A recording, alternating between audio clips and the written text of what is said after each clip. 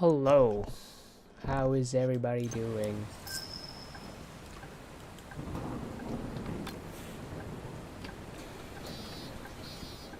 Still pretty quiet in here. Also, like, I feel like I am mostly, not like mostly, but like 90% recovered. Do you guys remember from my live stream from last week? Like during that stream, I was like coughing up and down like a dog. Although dogs don't coughs like that. I mean, they do, but not like you gotta watch the stream just to understand it. Anyways, like today, it's a Monday.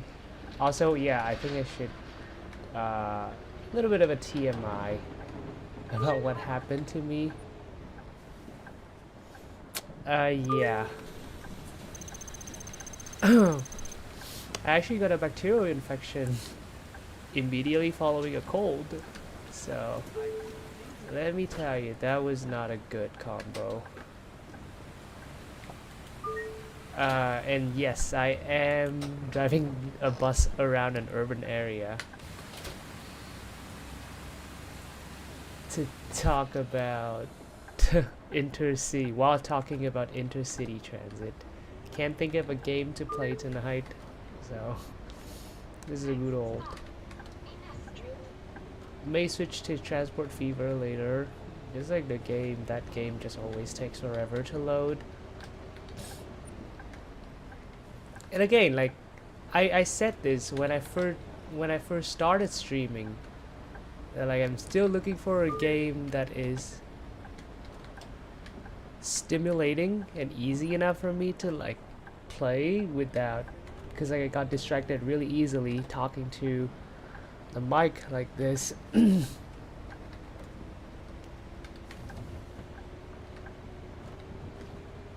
And the reason why I decided to talk about Intercity Transit tonight is because of my latest YouTube video. Thank you all so much. The views were phenomenal. Thank you all for like all your views, all your likes, all the comments, discussions that you left in there. I did not expect that video to perform that well, actually, because I thought that like the topic was really niched, and I see that like it's not talked about enough. But what do you think about Timber Ridge Observatory? I think tourists would like it. So many people talked about it. So many comments on that video. It's not really an attraction, but it would make for a great place to visit. You're right about that.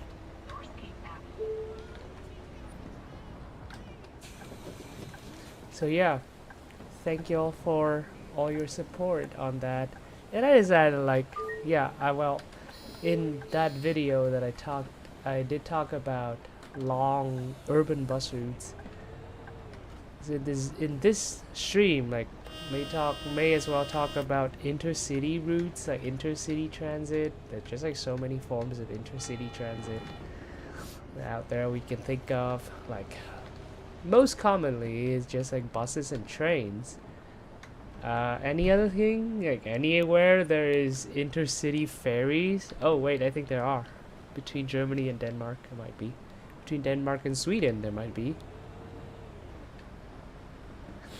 I'm kind of like holding off the urge to like go on Google and research this, because like, yeah, I'm just gonna like spiral into like a research. And yeah, like, oh, fun fact. If you're watching this right now and you're from Melbourne, I have a question for you. I saw 2 comments on my video about the smart bus route, the smart bus around the city route. Is that what they called? Yeah, anyways, I just remember that they're called smart, and one of the route number I remember the most was route 901, and I actually looked that route up, and I was surprised. I was actually like really surprised that at how long that bus route is. Like, holy My cow! I daughter think like works from at one end to Samsung. the other She really likes it takes there. 4 hours to complete. 4.5 hours to complete. And I was thinking to myself, yeah, like how do, like, let's say if the bus drivers come into the depot that day and somebody be like, oh yeah, you're driving the 901 today, they will know for sure that like they would drive like one circle. I don't remember what it is. Like, is it like from south of the city, south of Melbourne, to the Melbourne airport, and then back to South Melbourne, and then their trip will be done. Like, that means like, yeah, they only need to drive that much. They actually like only need to drive that much. Like one trip, one journey, and then like another journey back, and then that's the end of their um that's the end of their 8-hour shift. But I also like took a look at this frequency of the headways, and like it's every 15 minutes. So you have to hire a lot of bus drivers for this, or like force them to work 12-hour shifts in order to like just like keep this bus route function. Cause like that's actually insane. Like that's actually pretty crazy. I'm not sure if it's that case, like you would consider that an intercity, because like, well, Melbourne is that like, if I from the look on the map, that bus route seems to be like a very it covers like the entire metropolitan area Right on time. of Melbourne. And I was thinking to myself that, oh yeah, could be creating a train by then already. Like, if you going like from one end of the city to another like that, yeah, then might as well just maybe like build a train line or something, like a subway line or something. Cause yeah, you guys go far.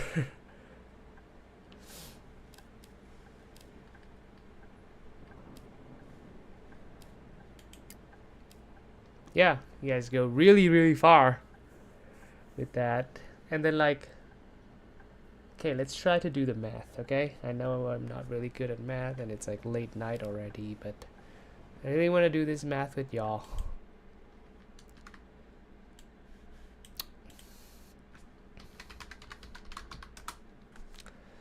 So, let's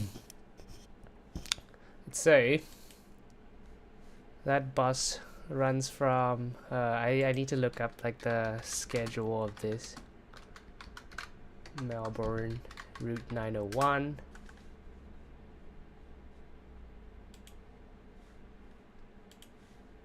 Frankston, oh yeah, Frankston, that's the name. Smart bus service. I know that we're not touching any bit on the intercity buses, but I have a side quest, okay? I have a side quest. I need to reach that side quest first before the main quest of today.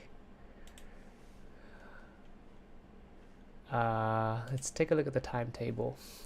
I'm just gonna do a very rough calculation of how many bus drivers would be needed for this route.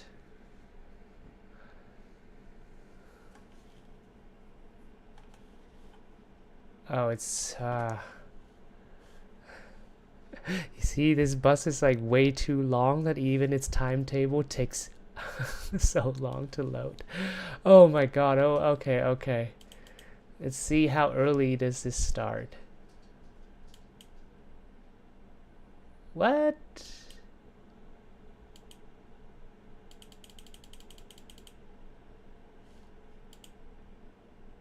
Oh, I can actually like adjust by this time. Okay.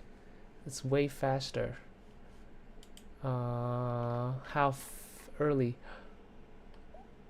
You are telling me that this bus runs... Oh, maybe it's just like the time adjusted. I mean, let's try go as far as 4, because like if somebody starts at Frankston at 4, then they're gonna arrive at the Melbourne airport by like 8 a.m. So let's see if that's how. Oh, should toggle the other direction, but whatever. Okay. So first departure is 4:47 a.m. Can I go even earlier than that? I don't think that there'll be any buses travel earlier than that. But it'd be funny. It'd be like so funny if there is.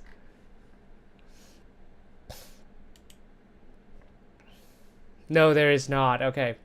So 4:47 is the earliest departure.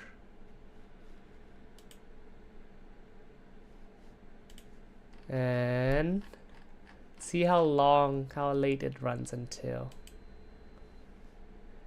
11:55 p.m.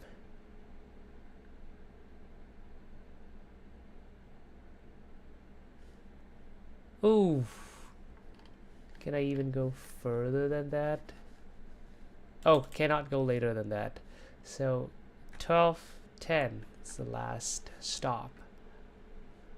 I don't know how to do this. I'm just gonna write this down on Paint, okay? First departure. Oh my god, I'm not good at this writing on the screen. 4:47. Last departure is at 12:10. Just gonna do 0.10. I don't have a calculator with me in the middle here. Damn it, where did my calculator go? I swear to God.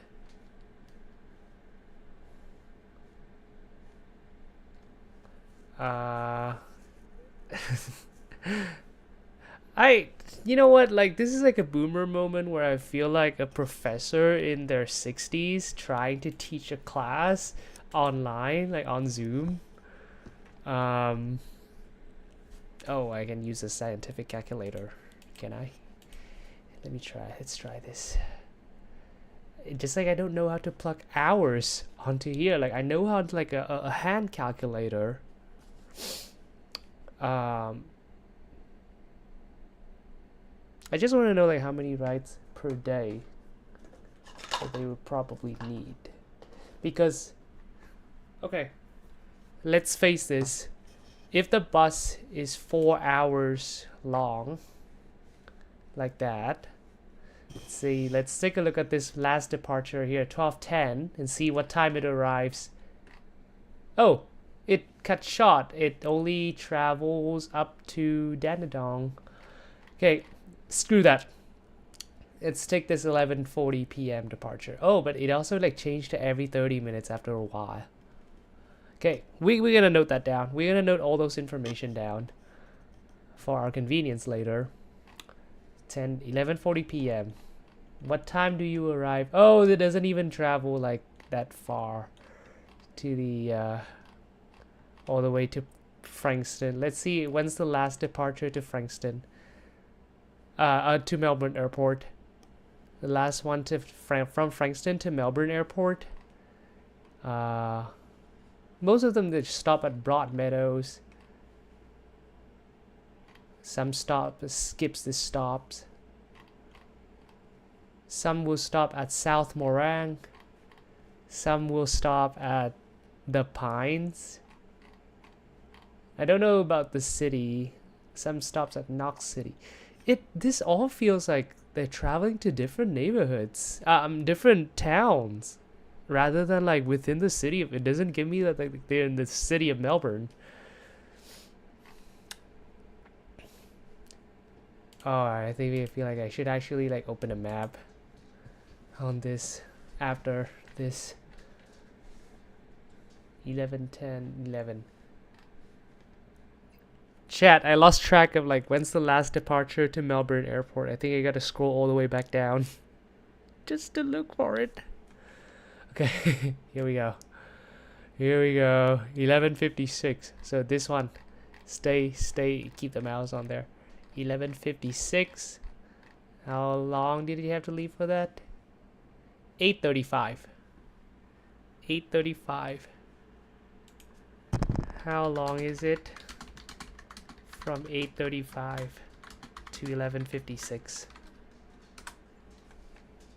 3 hours and 21 minutes. That's still a lot for a bus route. Well, okay. I think the problem just got slightly more complicated. Because, you know, in some routes, it takes like super long. Like, let's just like scroll to like the rush hour times per se, like the crowded hours time per se. And yeah, like it keeps starting every 15 minutes. Oh wow, like I cannot believe that. Like, I mean, in other countries you would consider this like very frequent regional transit already. Like, yeah, because apparently like no buses like running. Like, you need a lot of buses.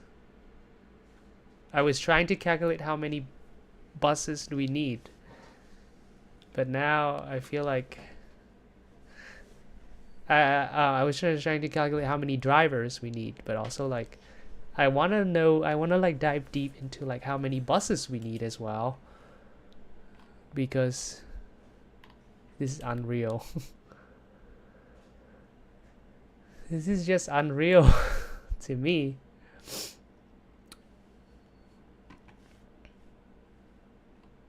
Like, okay, let's take a look at this one departing at 7:05. What time do you arrive at the airport? 7:05.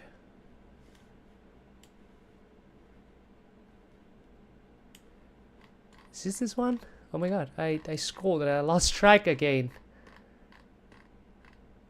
Yeah, 7:05. Arriving at the airport at...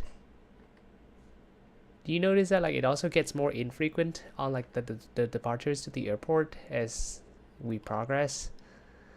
10:37 p.m. from 7:05 to 10:37 p.m. Let's hope it's like a similar answer. Oh, I do have a time span calculator. Time conversions. Let's do 25 hours. Yeah, sure.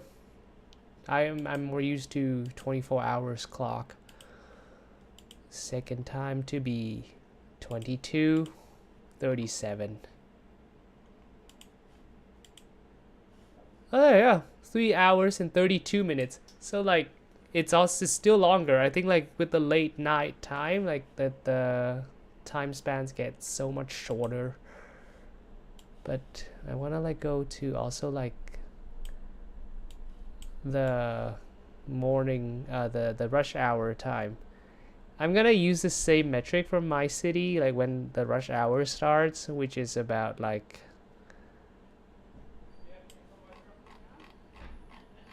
Let's scroll back up here to see when does it get chaotic. I wish I could favorite this route. So let's say it starts at 2:33 p.m. because like rush hours, in case you don't know, like many Canadian cities says its rush hour starts at about 2 o'clock, like 2:15, 2:30. That's when like the university students are done, and then the school children are done. Some workers finish at like 4 or 5. And okay, 2:30 p.m. Let's scroll down. See how long that took. 2:33 p.m. 7:10. Oh my god, that feels like it's almost 5 hours, but just calculate that to be sure.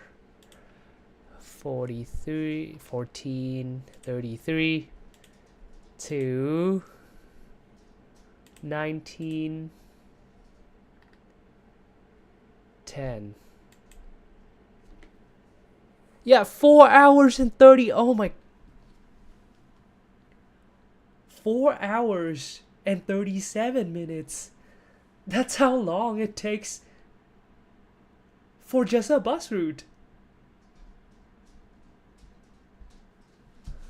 No way. Okay, no fucking way. There's just no fucking way.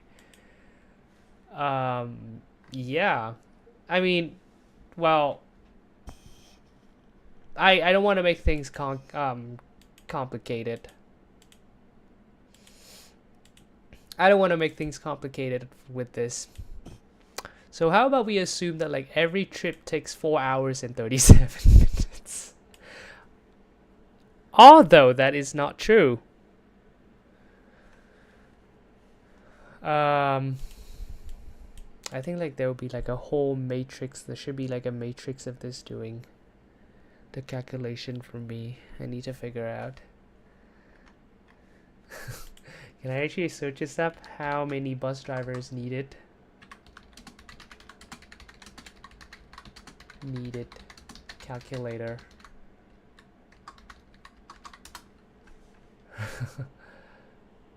Oh. Bus and coach. Oh. This is like a .nz website, so it's mostly from New Zealand.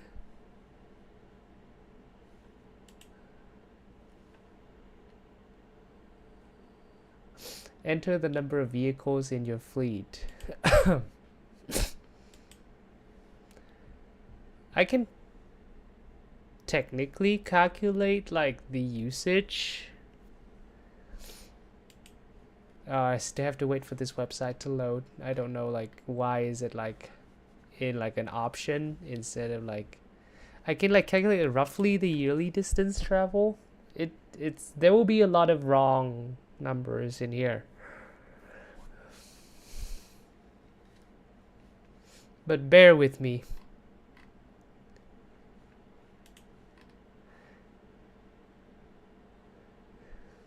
How does City of Hamilton bus operator recruitment ad make it in here? Hamilton is not a real place.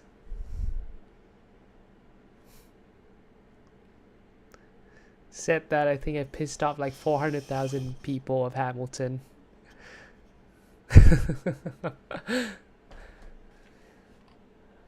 Commute cost calculator. How many bus drivers needed? I want to do these kinds of math because like later on I do end up wanting to work for a I want to end up working for a transit agency, and like this kind of calculations and modeling is something that you kind of have to need to know.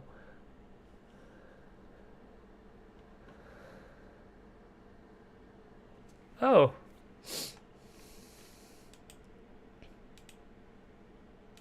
What did they talk about Auckland? Okay.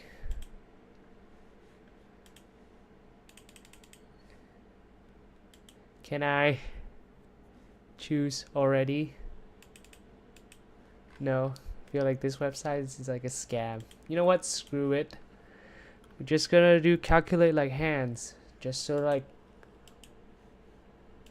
like the days that calculators were not invented. So let's say 4 hours. And again, I'm gonna like I'm gonna like simplify everything that I think like only up to, I'm gonna like make this easier by dividing this schedule, like stopping it where the buses are still traveling every 15 minutes, like it travels 15 minutes all day. I'm gonna like cut it where it stops traveling every 15 minutes, which is, yeah, I'm gonna stop at 8:50. Okay, so 4:47 to 8:50 instead.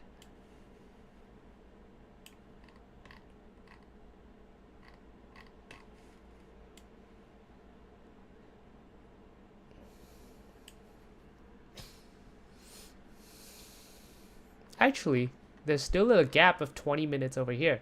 I think I'm gonna like cut it to like during the daytime. I know that like we're gonna talk about intercity transit in this stream, but I feel like this side quest is just taking way too much time than it should be.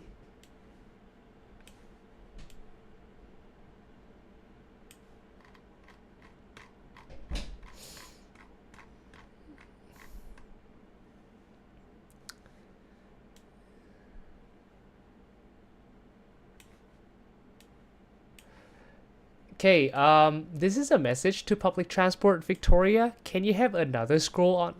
Never mind. Never mind. I can just like literally use this earlier or later tool.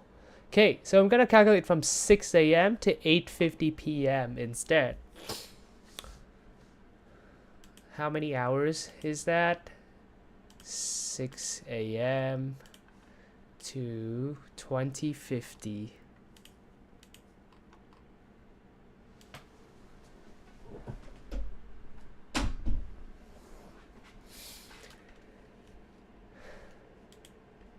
That's 14 hours and 50 minutes. Divides.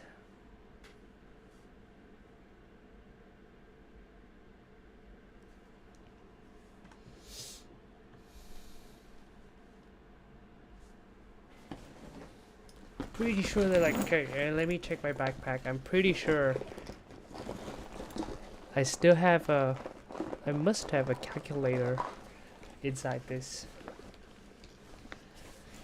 Because even though I don't do math, oh yeah, keep fun with me all the time. Ta-da!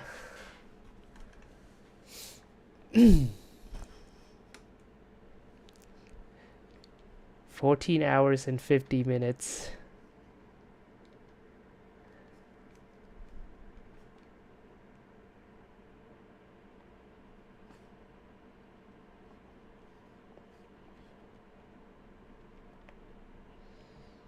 So you got 59, like I'm just gonna round this to 60 rides per day.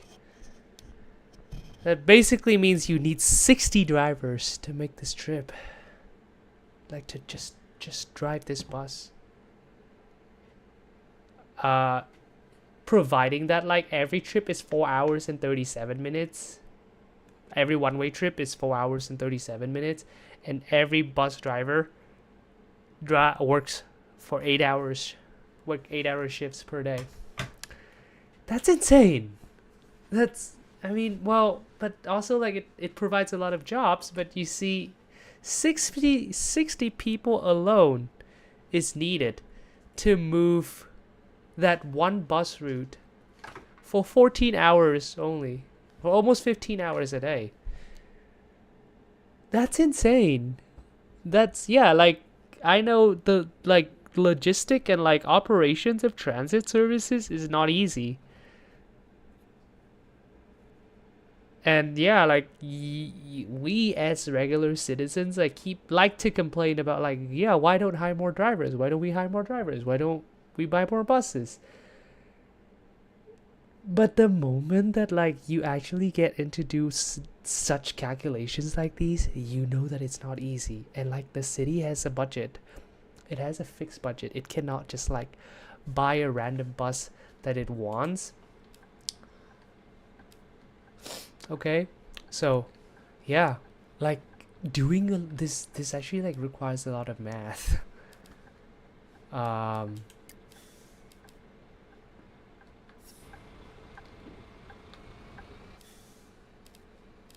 wow, I forgot that like this bus was here all the time.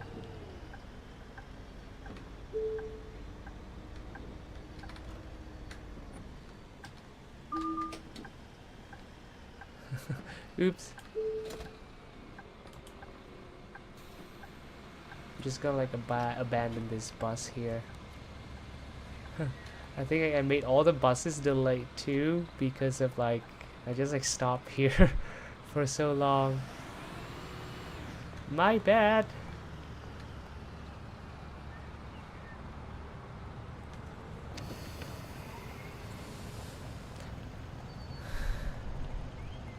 Okay, and I think that logistic is also very hard for intercity transit. Yes, we can finally talk about intercity transit now. Oh my god. Yeah, intercity transit. You know, like where I live, like at least there is some sort of decent intercity transit. You know, what is nice about being sandwiched between two biggest cities in the province is that, yeah, like there's a lot of demand to travel between the two cities, between those two cities. And because like you sandwiched in the middle, you kind of like inherit, yeah, you kind of like naturally benefited from it. Um, Unfortunately, though, like the connection right now, the intercity connection right now that we have is intercity bus, and um, but even with intercity bus, like it's already like very very frequent, which is very nice.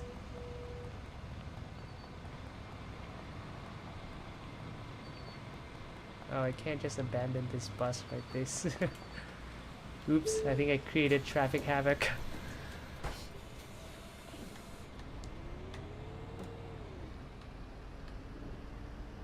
Like even in the realm of like intercity buses, like it's I would have to commend that like it's currently pretty frequent by Canadian standards though. Like, okay, there is currently, we're gonna about to do some math again. If you would like to, but I will need somebody to do the math for me. I have to open the door for the cat.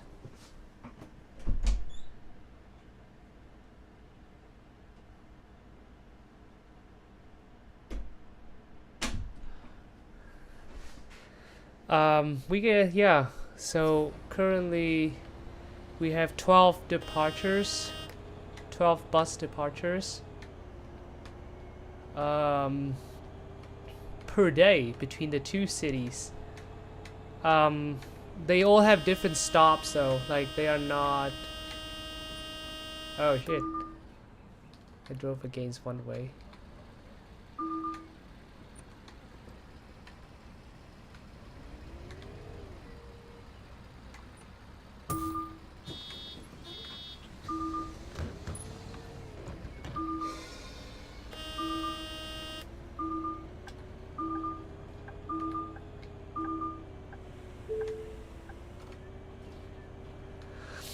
Yeah, like even like even like that 12 departures, like within that 12 departures you see that like there will be different services, different areas that it services, like at different cities, like they all don't come to the same stops. And I think like this 12 departures is complemented by different companies. I think like 4 different companies doing that. Let me just look this up real quick. I did this a lot when I was living in Edmonton. Okay, Edmonton, Calgary.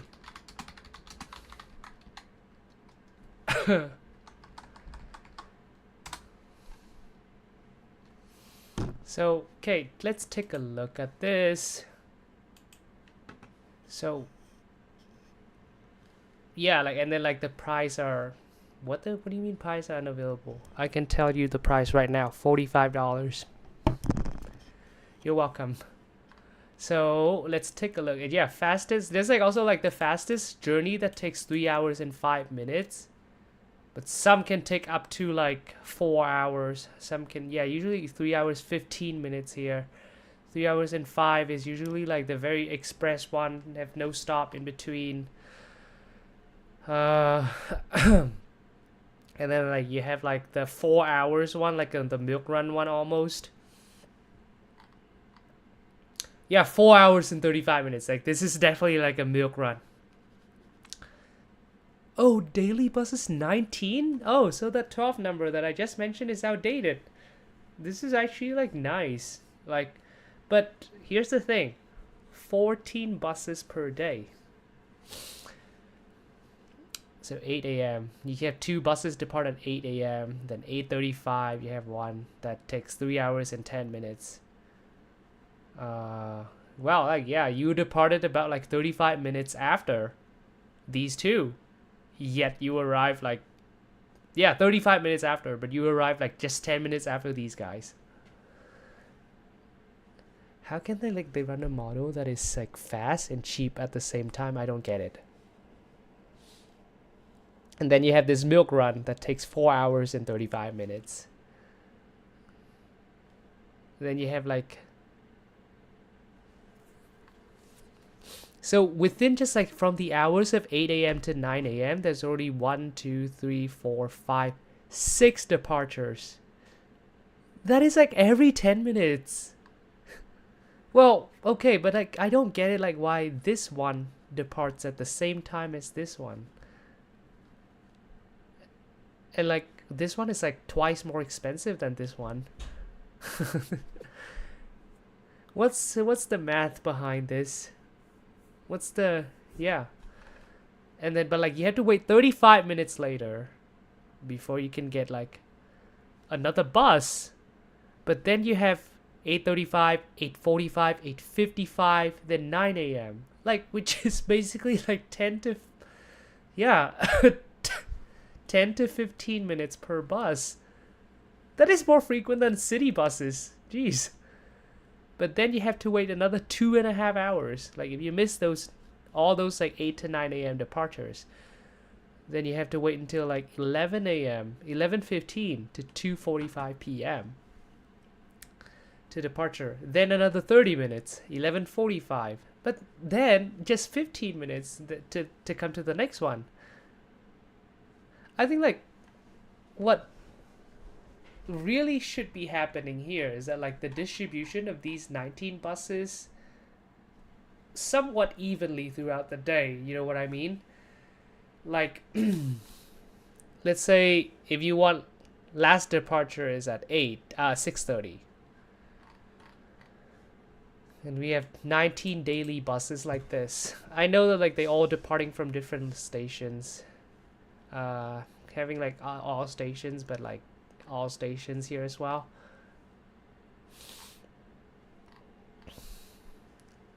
So let's say we were saying 8 to 6:30, right? That is 10 hours throughout the day. Then you can have a bus departing every 30 minutes. Like, Chad, do you really think that like regional intercity connection that is frequent and then like use clock phase scheduling should be the norm? I mean, well, that's the thing in Europe with and Asia, when the buses and trains, they do depart like on a time, like on like a time gap. Like, let's take a look at the Shinkansen departure. It's, or like maybe like let's just take a look at somewhere else in Canada. Ottawa, Toronto bus. And also like we can look at Via Rail schedule later too. 24 daily departures, very good. That means that if you run these buses all night, every day, like all 24 hours of the day, you can have one every hour.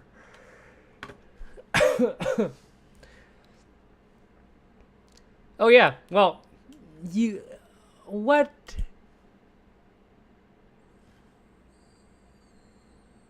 That's actually possible. That is actually possible. You go, yeah, just like gonna be a very, yeah.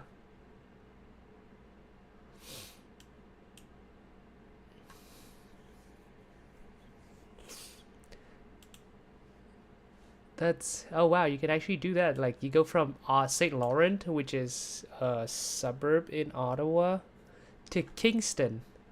But then you wait 4 hours in Kingston to 6:30.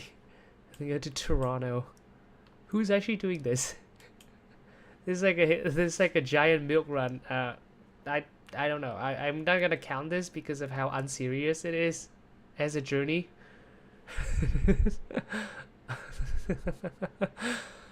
Then 6 a.m. we got one. 6 a.m. then 7 a.m. 6:15. But one takes 5 hours and oh, both involves a change. Oh yeah, he changed at Kingston, but this time it's a 15-minute change only. Yeah, same thing. But 2 hour.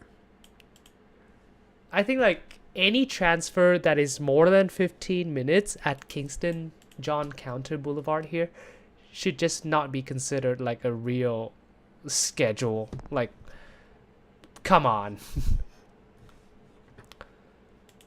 Like, it feels so unserious, you know, like if I were to be waiting at a bus station per se, then yeah, like I might consider that. I have waited at train stations for hours. I've waited at train stations for like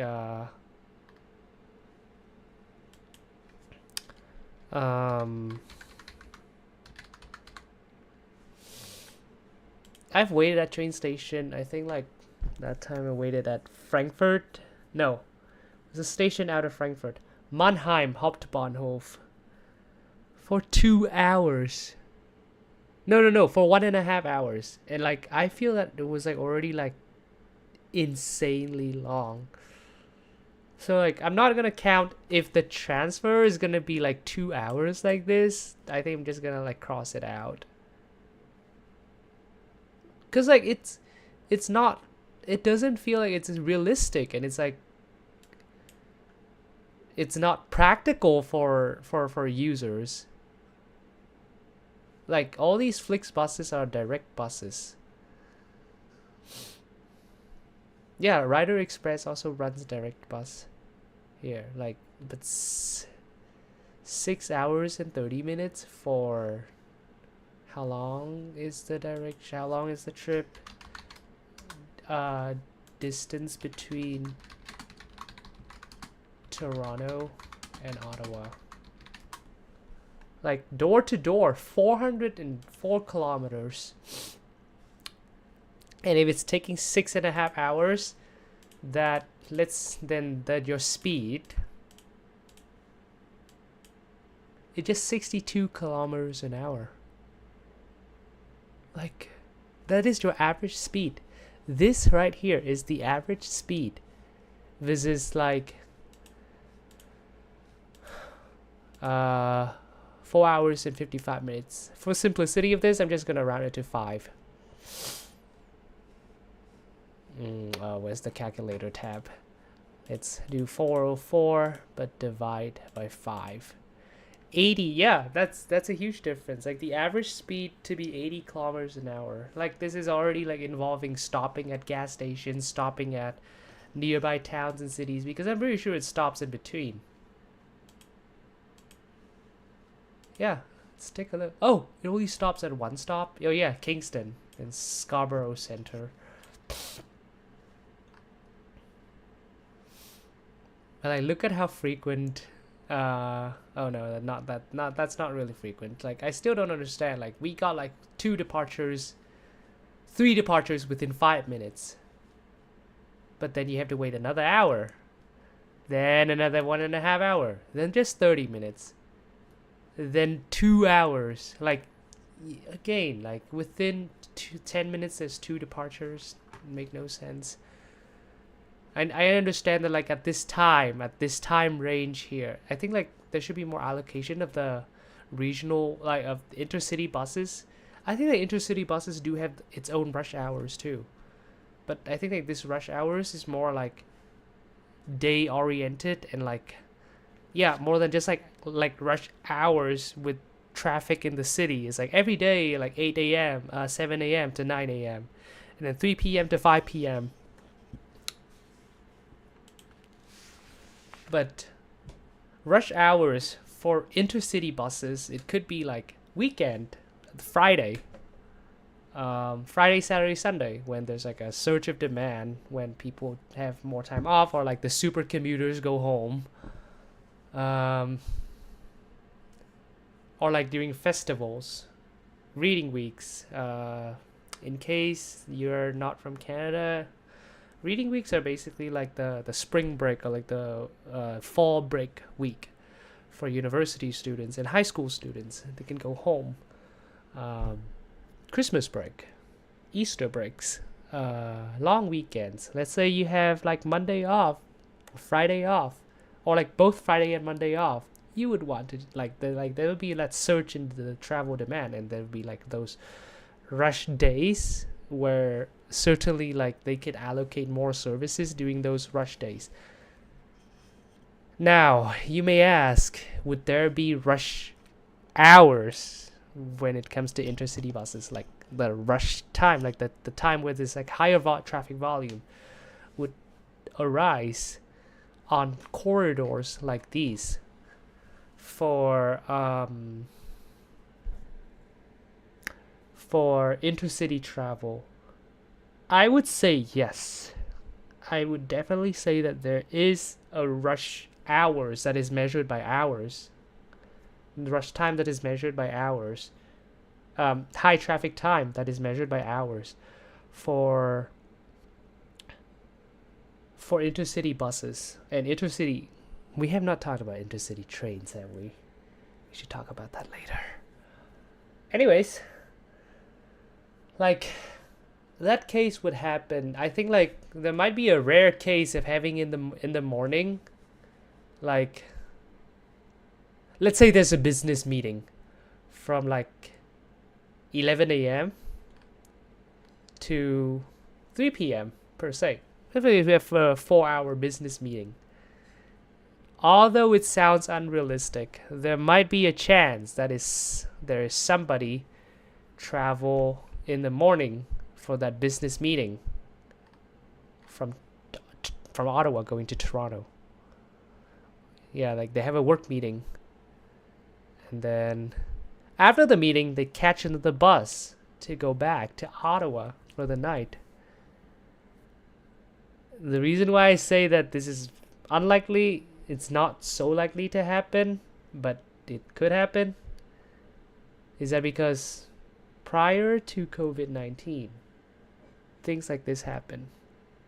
Like, yeah, this is the reality for a lot of people. They have to actually travel to in-person meetings. But I think like given like 2 years of working from home, and then I have to like state this, but during COVID is now. During COVID is like right now. The pandemic is not declared to be over yet by any like departments whatsoever. But I think like the correct phrase that we should be using for like this time is for that time of when they think that it's during COVID would be during the lockdown, during stay-at-home orders, or just say 2020. But I feel like after like 2 years of like working from home and then like online work and all that jazz, I think the kind of like super commuters like that is very unlikely. Although like might still be some cases that happens like that. Like I was thinking about like being a super commuter like that when pick up a job of video editing in Calgary and live in Edmonton. Like, and then just don't tell people that like, oh yeah, I'm actually like from Edmonton, and then just like go to their meetings in Calgary. I know that is insane. That is like really insane. And I don't recommend doing that. It's actually like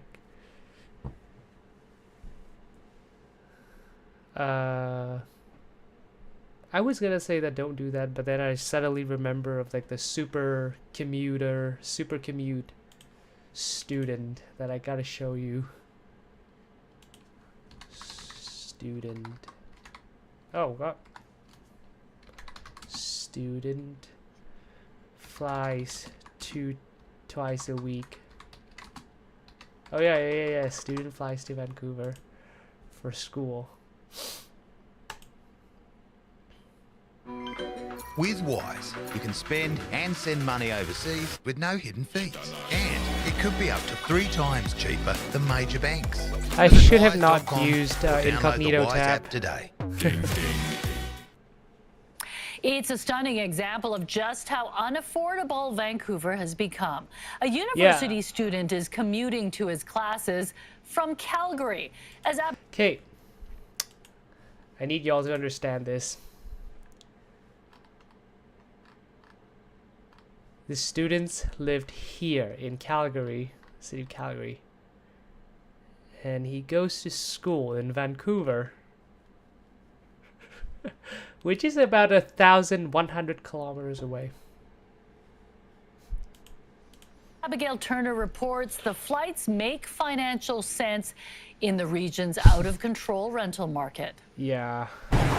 Commuting to class looks different for Tim Chen, who doesn't board a bus, but a plane to get to university. I think like this is why we need high-speed rail. Twice a week from like, Calgary to Vancouver, saving big bucks on rent. I need to pay like $2,500 for the rent. I don't feel that is like, viable. He pays roughly $150 per round-trip flight twice a week, about $1,200 per month total. That's half the average rent for a one-bedroom in the city. I thought, why don't I just stay at Calgary and then just fly here, like, 1 hour flight. That's like same to taking a bus. He had been renting in Vancouver for years, but yeah, that is just how insane the housing market is here in Canada right now.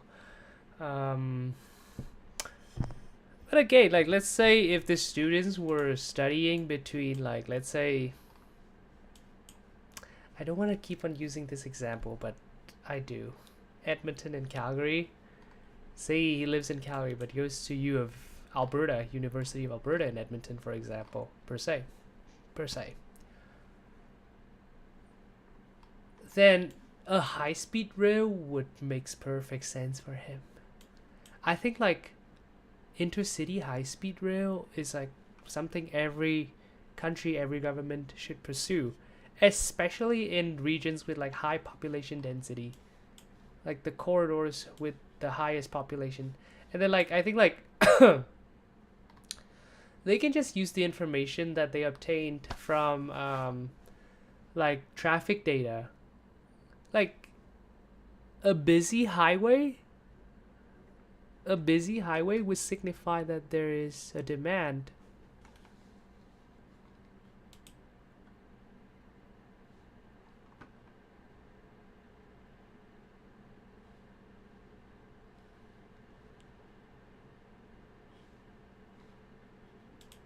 Yeah, the stream just got disconnected for a while. My apologies. I don't know what happened there. But a high-speed rail, let's say like, I think like the information is like so easy. You can just like basically, I mean like you can just see that for yourself. When let's say a highway between Toronto and Ottawa is like always so jam-packed all day, without any like other modes of travel, then that is the time that you have to think about like building the alternatives to driving, because people just want to travel between point A and point B in the fastest way possible, and this applies on an intercity realm, on an intercity connection realm. Yeah, and they do have like the demands of like traveling between cities as well, like not every day but like once in a while. So like I know that like what I'm about to say might be controversial opinion to some of you, but after looking at like after looking at this, I see that like the supply that we're having for intercity transit between these, like between some corridors in this country, is actually not bad. It's actually not bad at all. Like this is actually like a lot of, if you like calculated it out, this is actually one bus every hour, all operating all day, 24 hours. The problem with these is that like they sometimes they're just like too condensed together, and there just needs to be like there just needs to be like a more well distributed timetable for them. We shall take a break, right? I need to go fill my water bottle.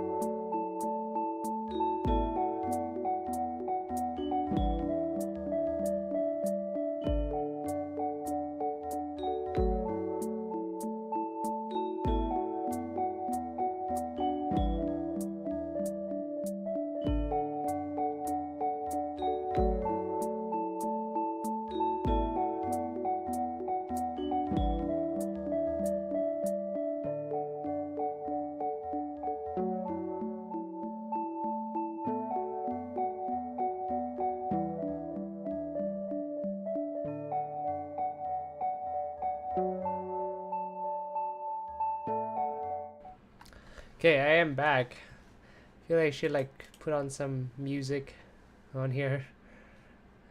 Can't think of anything but Stardew Valley music.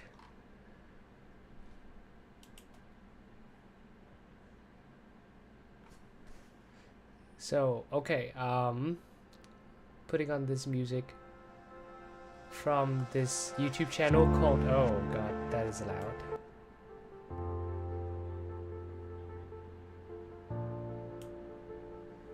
This YouTube channel is called Breaking Copyright, and then it's like all the music on here are non-copyrighted. However, you have to credit the artist, and I know that I have to like put a credit on this playlist.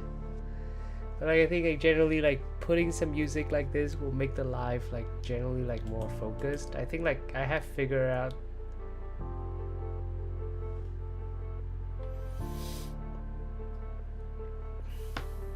Yeah, oh yeah, let's talk about that. Ontario is gonna have a provincial election. It's happening on February 27th, which is, holy shit, like 3 days from now. Guys, it's only like 3 days from now until like the Ontario election happens. I just want Duckford to be out of the office. Like, man.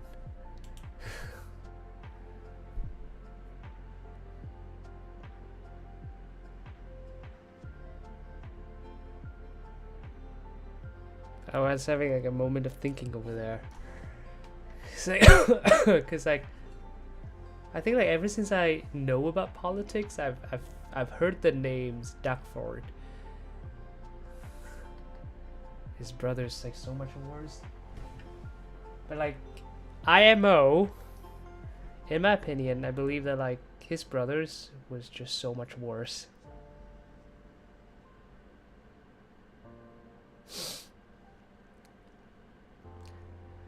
Yeah, well, it's gonna be interesting to see what happens after the provincial election, because yeah, like typically like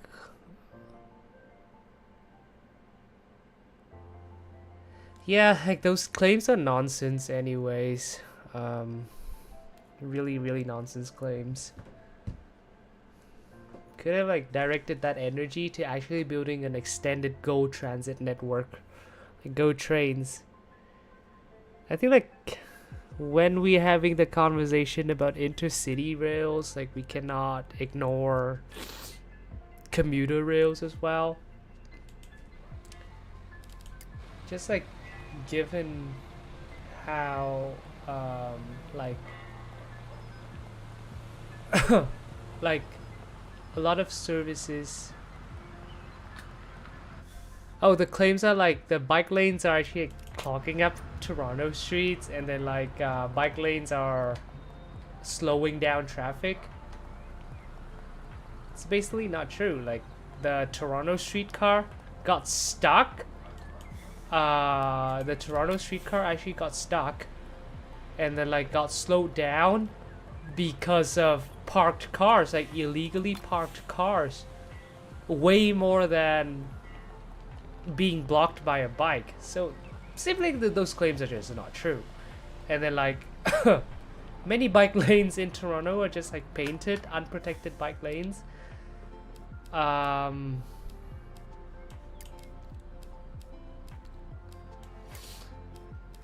So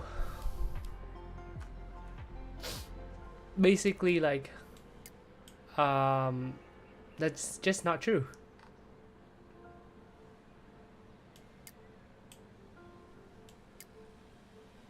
Simply that is just not true.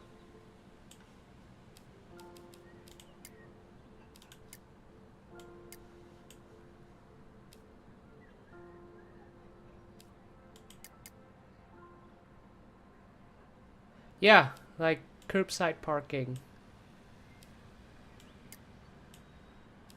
I mean any amount of street parking basically, like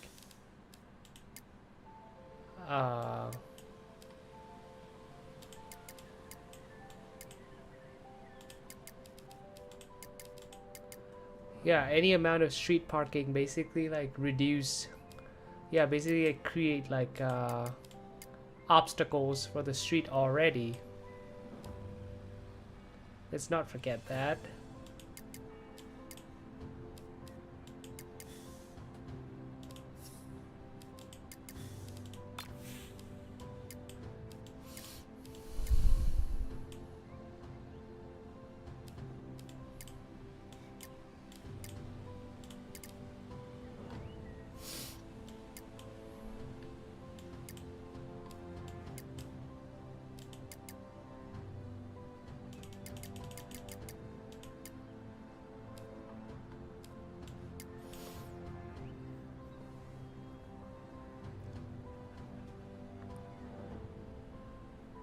Yeah, like, I mean, if you remove the people, like remove the car from the people, then it looks like, then it basically just looks like social distancing when people have to like stay like 6 feet from each other when walking. I'm not sure like how many of us remembers that.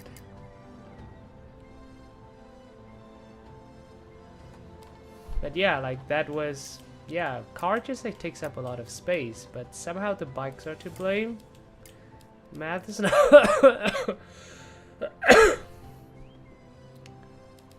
the math seems to not math.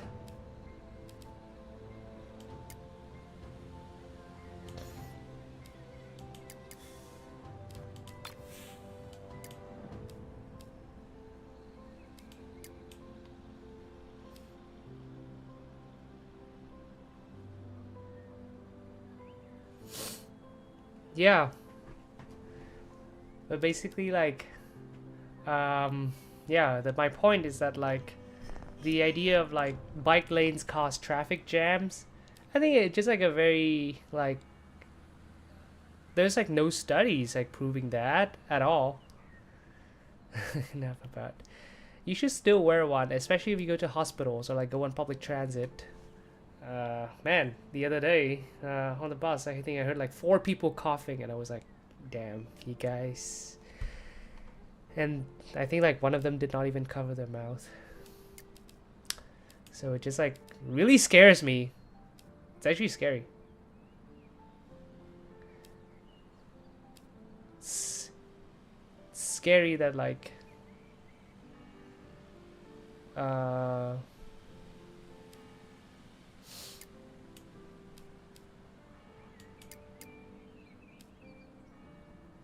I think there are. I could take a look at Google Scholars to see how this study was conducted.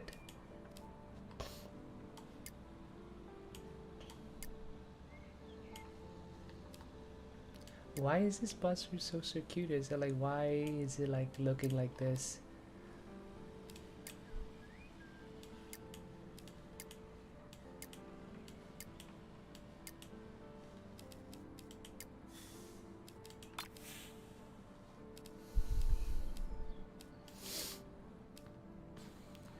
Yeah, like I'm pretty sure like if we go look on Google Scholars right now, there'll be like some that there will definitely like be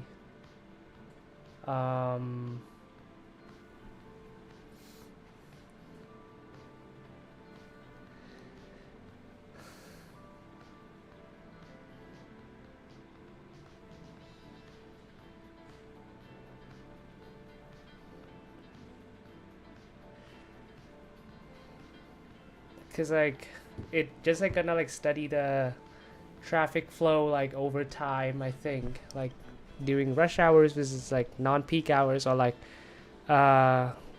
they could study like a street that piloted a ban of on-street parking, or like temporary or like experience a temporary ban in on-street parking for whatever reasons. In Canada, in many cities, they actually like ban they actually like ban the they ban on-street parking at certain times of the day,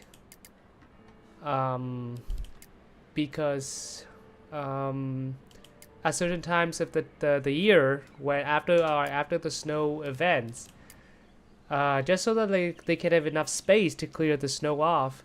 So like I think like if there is a research, I think like they might be utilizing that time to study that. But it would be very interesting to know the result. I'm really curious. Like, oh, that's actually a good idea. Dedicated transit vehicle lanes during, yeah. Oh, well, actually a lot of cities have been doing that. Like I know Winnipeg, Manitoba does that with some of its corridors. Like well, they're gonna unveil like an entirely new bus network soon. Not sure if that's included, but but yeah, like they are actually doing that. They are already doing that with like some lanes are some side, like the closest lane to the sidewalks are dedicated parking dedicated bus lanes during the rush hours, like morning and evening rush hours. But outside of those hours, it can be used as a optional parking lane.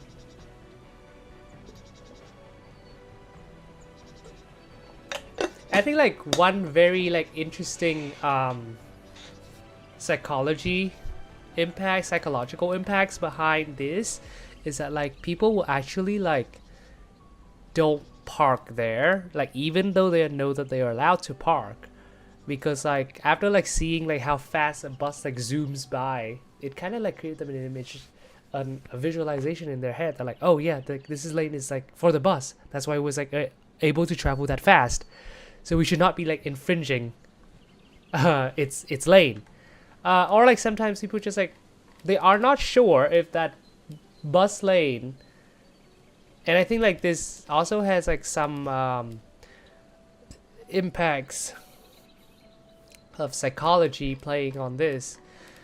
like the bus signs, if you notice, like the signs of no parking, or like bus lanes from this hours to this hours, sometimes like really tiny, sometimes like really small, like in like the hours. So like drivers may think that like, oh, that bus lanes might be that lane might be restricted for just buses all day, or like at the hours, or sometimes they just like don't want to check the time and like just want to make sure that like, they will not get a ticket, or like not infringing the bus lane. So I think like, that's like a very cool psychology behind it. I actually read about this a few years ago in a case study about bus lane, and then like the psychology behind that. But not a bad idea generally.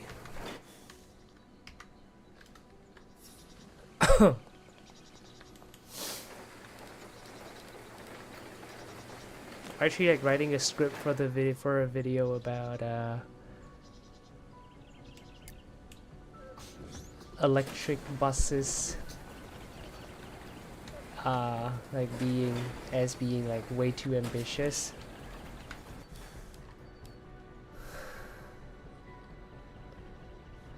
And yeah, like I think like, but back to the point that I was saying about like studies, traffic studies. I think like there might be like traffic studies out there being conducted already, and I promise you that like we can go look on Google Scholars after this. I guess I really want to drive this new bus route that I had,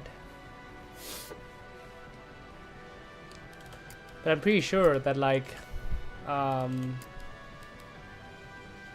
there are like correlations. They've been like studying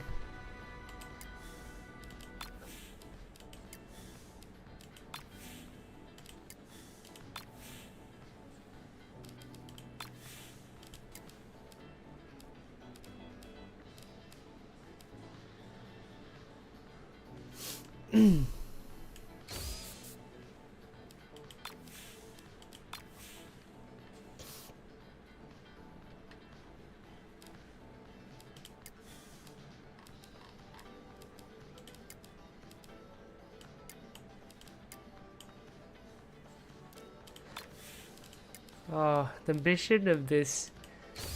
Damn, that ad is giving me trypophobia. You see that? This ad is giving me trypophobia. I hate ads on transit. I hate it. I think that like it should not exist, and transit agencies would be better off just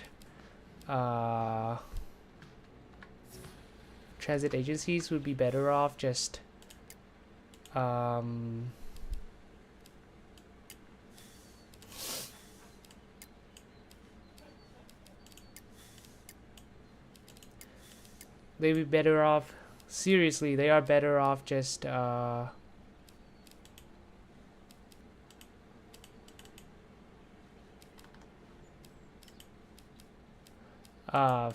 getting more funding from the government, because like it's a public service. The only kind of transit ads that I would allow is community services, community activities.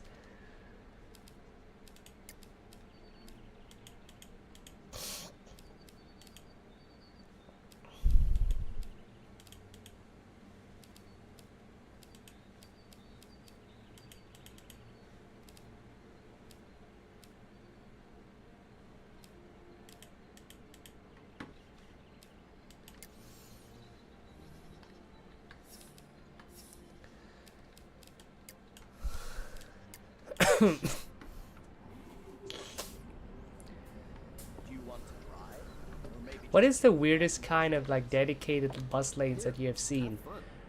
Well, to me, like this is like not the weirdest, but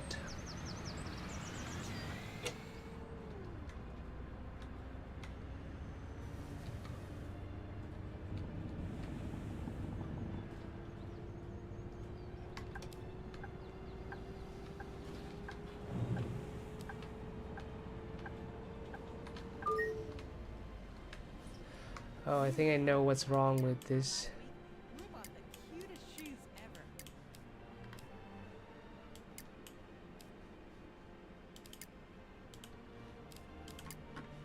Just have to modify this.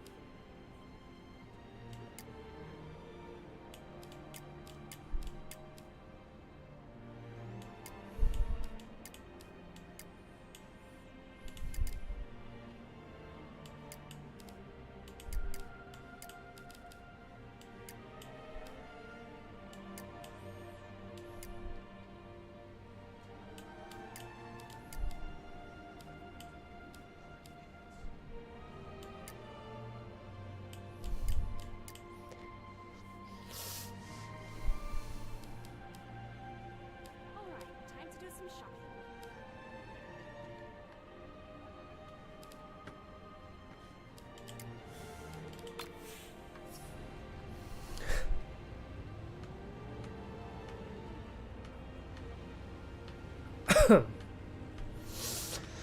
I think like the weirdest kind of like transit dedicated lanes that I've seen is like this one bus lane that I saw. It was also like HOV lanes, high occupants vehicles lane. These kind of lanes are also like for when you have like more than 2 persons in the vehicle. Like it's kind of like competing with the bus lane. Like it's like I think like HOV lanes mostly like reduce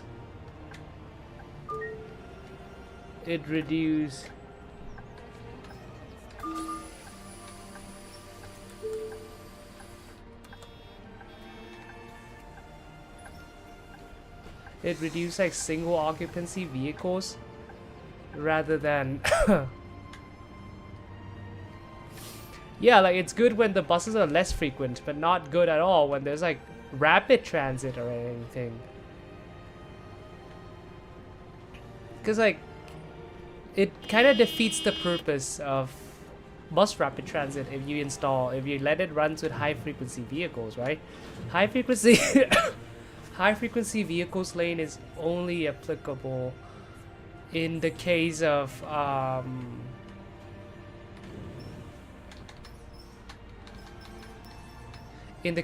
like reducing single occupant vehicles. Other than that, it should not be used. Other than that, it's just not useful at all.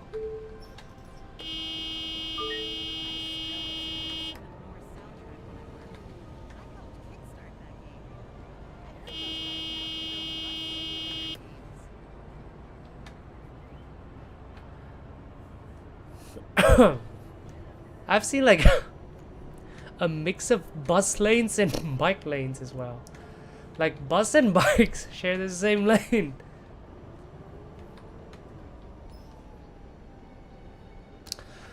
Can you expand more than that? Like which kind of clubs and associations? Like social clubs? Or what kind of clubs here that we're referring to?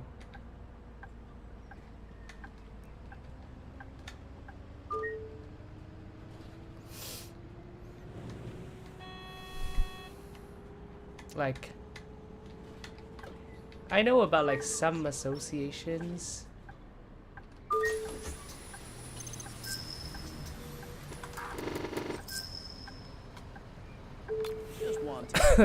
So you basically have to recruit people and just have enough members. I think like that's that sounds like a co-op to me, but am I understanding you correctly?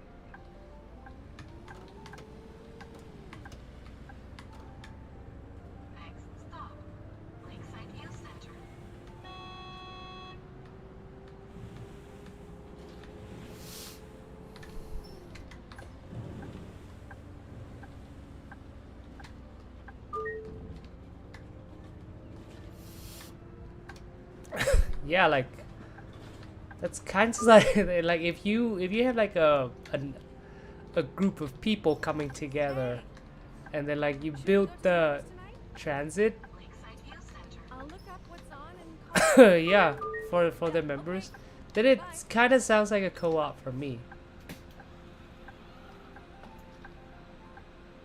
But like maybe I'm understanding it wrong.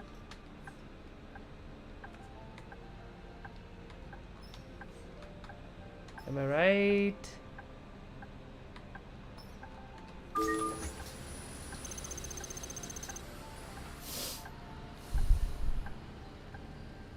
Ah, it's such a nice day.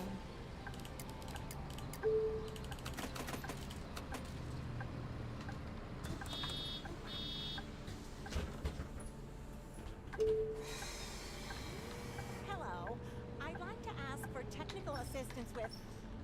Oh, Yeah, like if you have like enough one.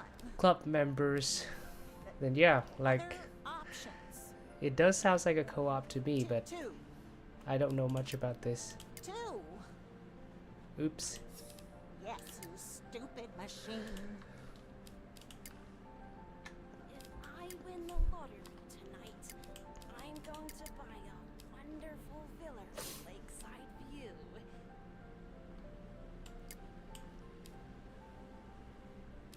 It's been a while since I went hiking, but now with the public transport system, who knows?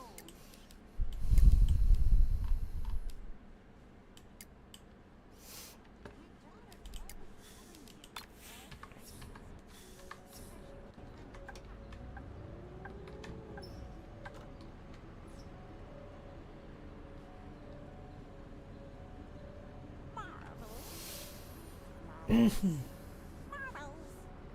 Marbles. Marbles. Marbles. Wait, we have not talked about intercity trains, did we? Sounding like a word. Yeah, I think like it's time that we talk about intercity train. Too bad I don't have train simulator on here yet. I will eventually. It'd be like so fun to like doing that. Oops.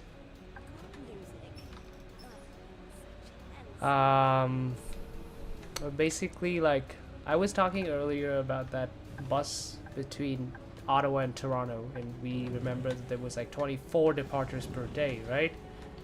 That is... Okay, let's take a look at Via Rail.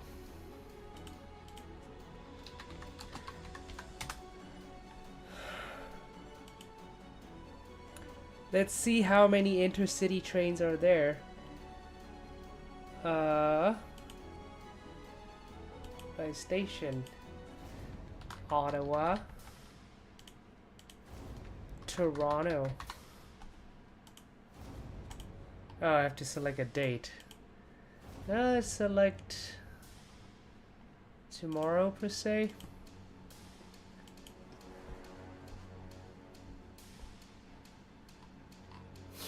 So 1, 2, 3, 4, 5, 6, 7 trains per day. 7 trains per day, which is like only like 1/3, less than 1/3 of that 24 buses per day. And I think that we can do way much better than this. Time it takes, that is usually the buses we remember, it was, oh, the tab is still here. Buses are usually 4 hours 10 minutes. The train is like 4 hours and 40 minutes. God damn it. Train takes like significantly longer to complete.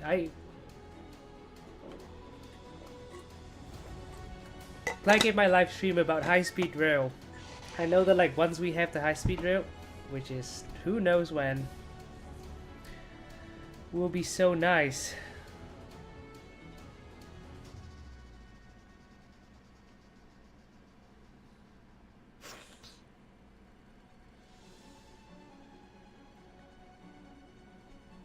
Yeah, don't know when that's happening, but like even if like Okay. Even when we have the high-speed rail, then the intercity portion of this high-speed rail is like still really important. Still needed for like people within areas that does not.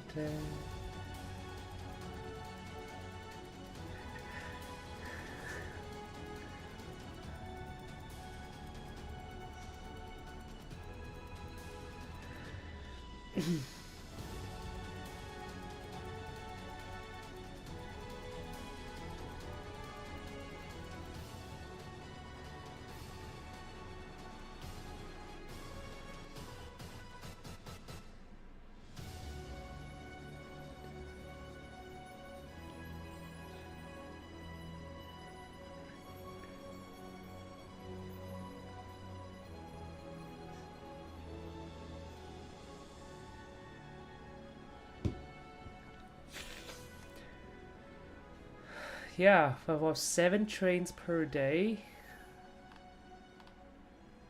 Oh yeah, like some trains can be up to 5 hours. Some, oh yeah, like some takes significantly like less time than the others. What is this?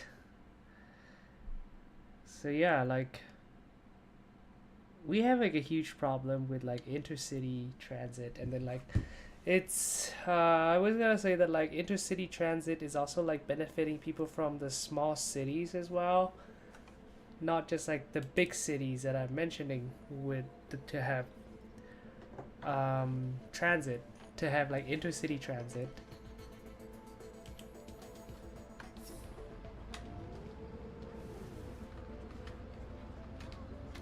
Because nowadays, I think like in one of my comments about that video on the small city needs transit video, they were mentioning that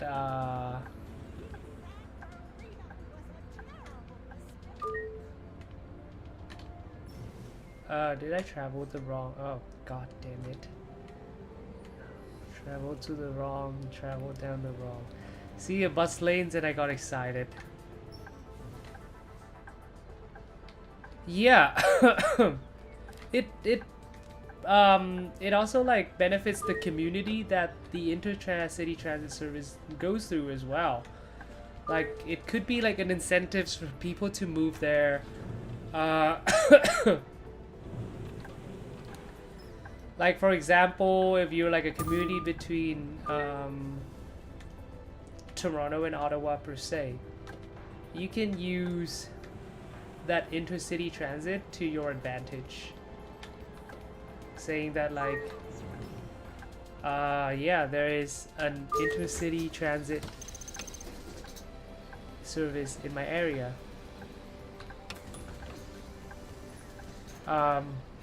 It's also a benefits to like the people who use that same segments of the highways that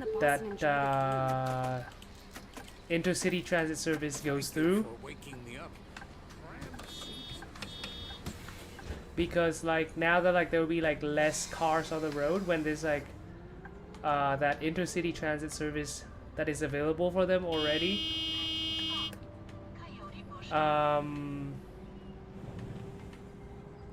It benefits like more than just like the people who ride it, for sure.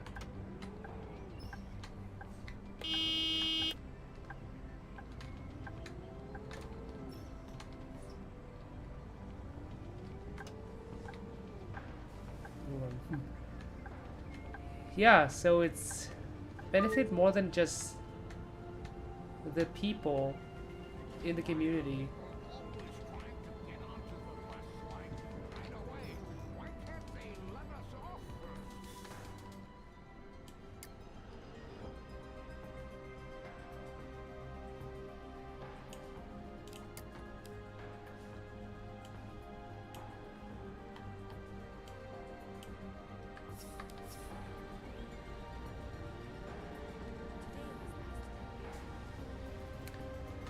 Yeah, I think like one more thing about intercity transit that people often don't take a look enough at is the benefits that it have for people in rural communities.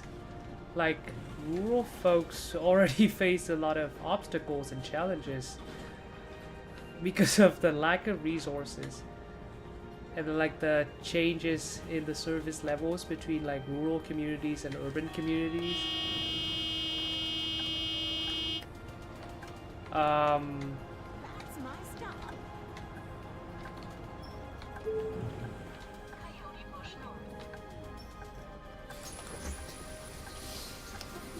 So having like intercity transit that goes through rural areas actually like help people at all, because to rural communities transit is more than just transit.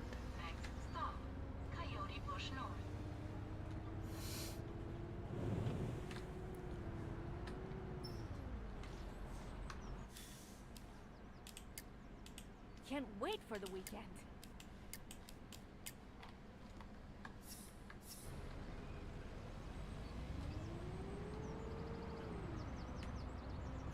Transit is about yeah, it's about healthcare.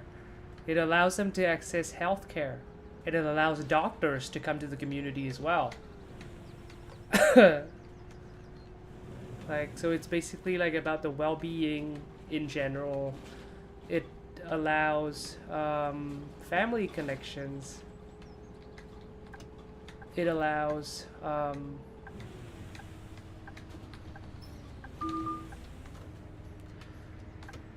access to education, because I'm not sure like how much do you know about like the rural communities where you live, but like in here, some rural communities don't have schools. Kids have to go to like towns 40 kilometers away from their homes to go to school. And like there are lots of stories about townsfolk. They set up a school bus service, like a community school bus service, mainly to cut the cost down, and then like ensure that like all the parents in the community can take their kids to school.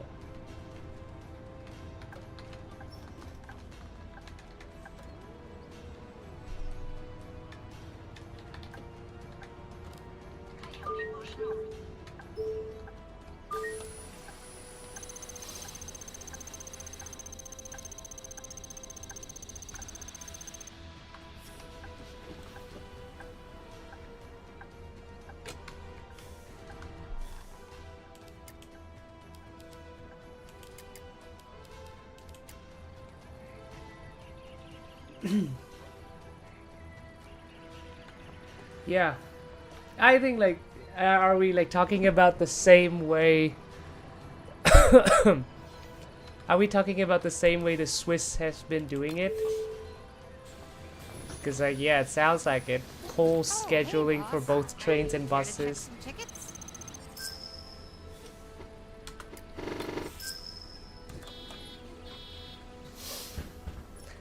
There's also homeschooling. I know like a lot of parents are homeschooling their kids, but I've seen those like a lot of I don't know like how much you know about those YouTube videos about van life kids, like where like the parents put the kids like going everywhere, like using the van.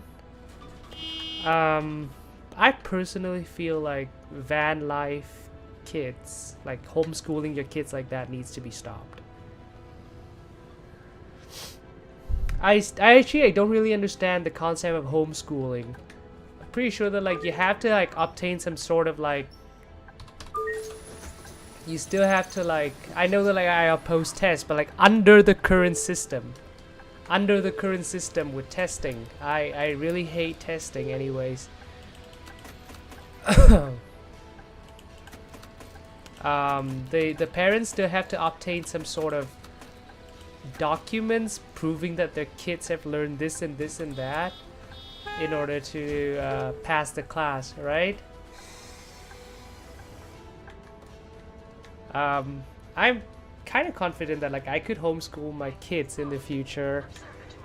Yeah, and then like I think like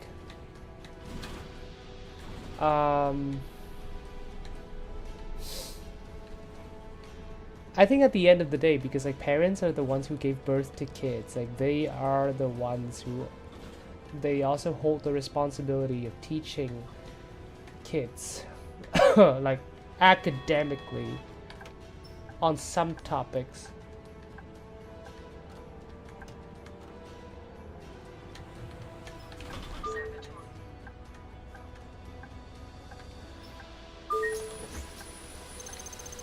Also about what children, yeah. I think like it might be different for each country. Like I have experienced 3 different education systems growing up, and I can guarantee with you that like it's very different. It's like different requirements by country for sure. But eventually like all the kids will have to like learn like the same amount of knowledge throughout 12 years of basic education.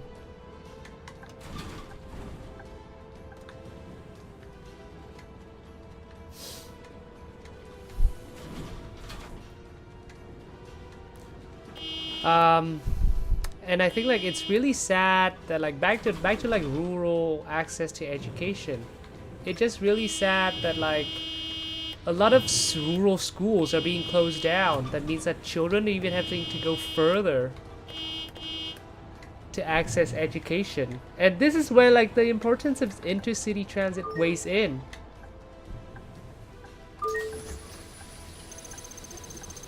Like this can allow like with intercity transit, this can actually like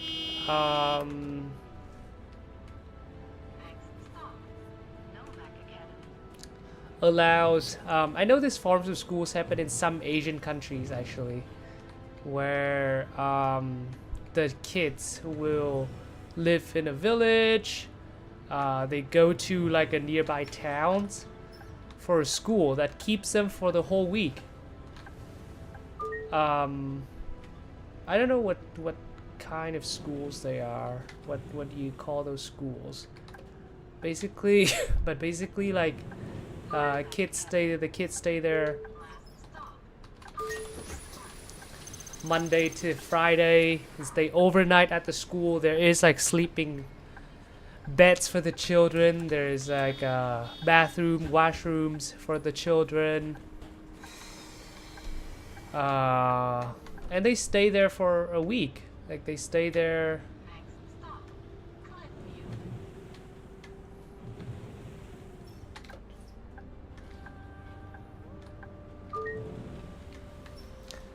They stay there until Friday. Then like their parents can pick them home, or like they can take the intercity buses home to their communities.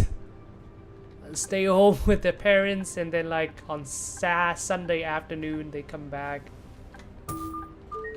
Sunday afternoon they come back to their school and like yeah, begin again.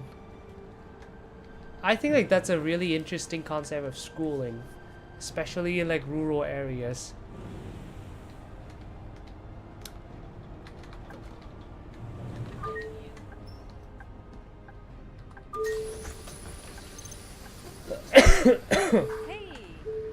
I think like it's time. Oh yeah, it's time that I have to take my antibiotics. So I'll be right back.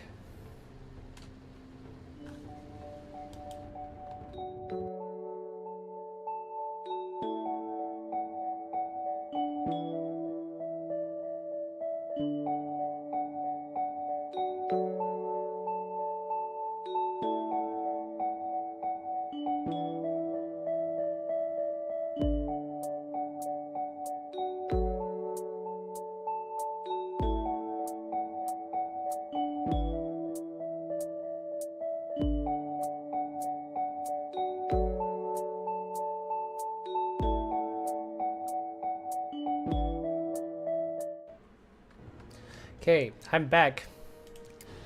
And I want to tell you the story about this train route in Canada between the town of Prince George and Prince Rupert. I guess I gotta pull up Google Maps again. This is like a very unique train route.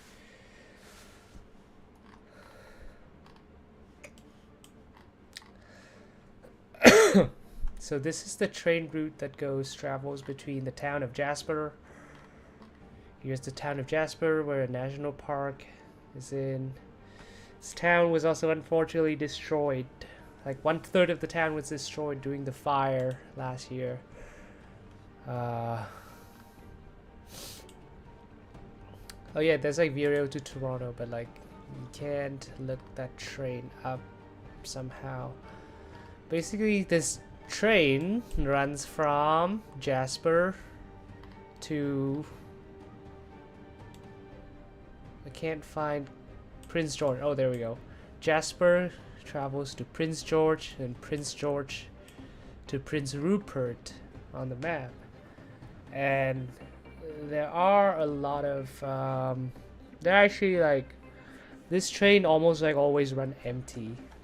It's like barely ever full, but it's a very important component of transportation for so many like coastal communities over here. There's like lots of coastal communities.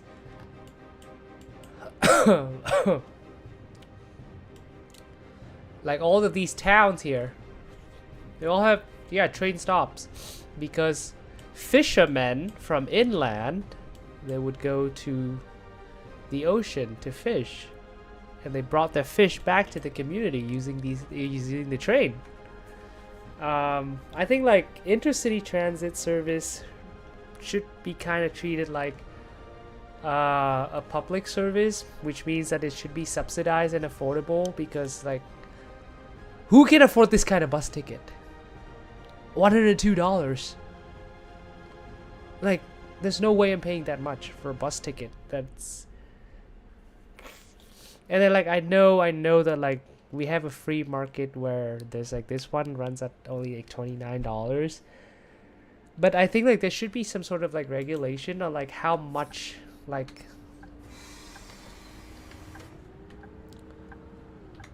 things can be charged, because believe me, overcharging just basically like overcharging just basically dissuade people from using your service anyways. And then like since it's intercity buses are technically a form of public transit, it should be cheaper than driving. Controversial opinion. Oh no, it's not even that controversial. Like it's kind of common sense that like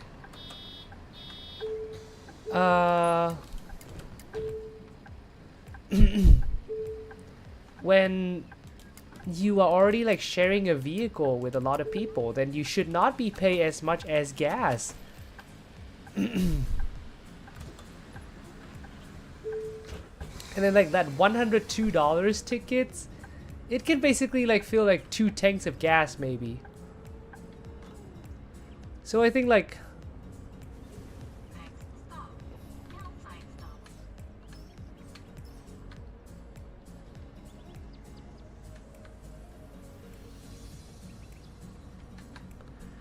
what happened here with this bus stop?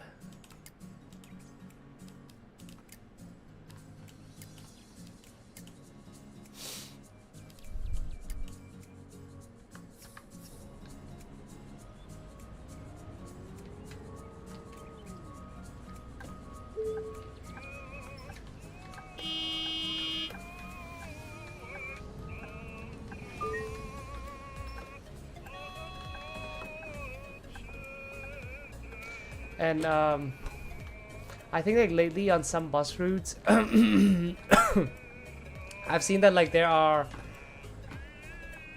like a ticket collector. Who is the one that is listening to music? Oh, there we go. they started having like a service person on the bus, and I know that like that significantly adds the cost. Adds to the cost of operations, because now you're paying 2 people instead of 1. And I think that, to me at the moment right now, I can't really think about like of an idea that like how the agencies can reduce like this, like, and believe me, I don't think like you need 2 people on board, like 2 staff member on board.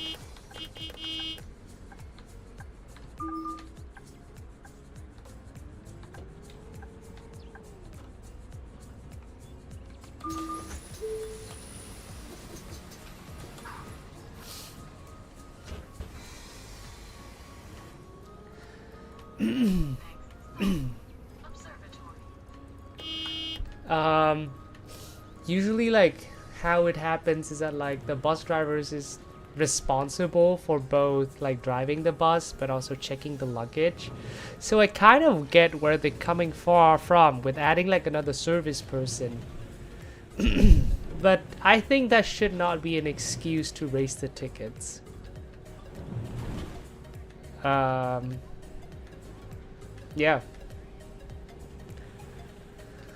And then like I think like another thing that is happening in Canada, which is very sad, is that like in a lot of like rural or like small communities, oh wow, I almost ran over the child. Since the demand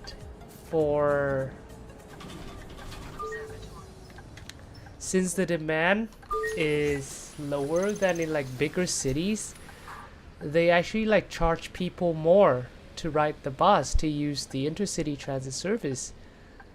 I know a lot of people are gonna say that, oh yeah, just supply and demand, but it's not equitable, it's not accessible and affordable by any means. Like now, let's say like if somebody from a small town needs to go to a doctor's appointment in the city, then they have to pay like a ginormous amount of money, which is not fair, like which is not like convenient for them, and then like in the long run it just gonna affect their income.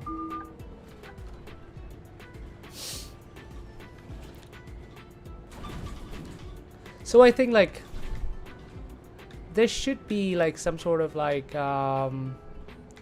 affordable, and then like there should be like some sort of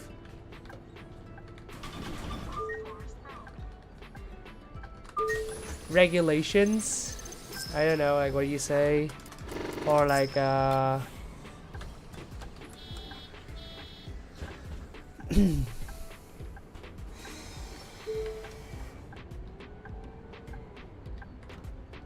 like some sort of like plans to make sure that like intercity transit remains affordable. Like I know that like I talk a lot about Europe already, and I'm just like so done with the sentiment of like Europe is better than North America.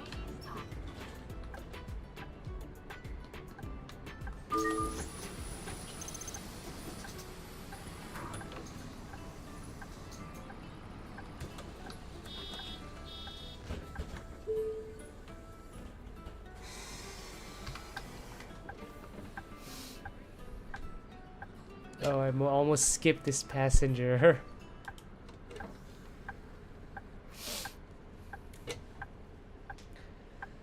But yeah, like I think I've said this like way too many times already, but public infrastructures does not need to make a profit.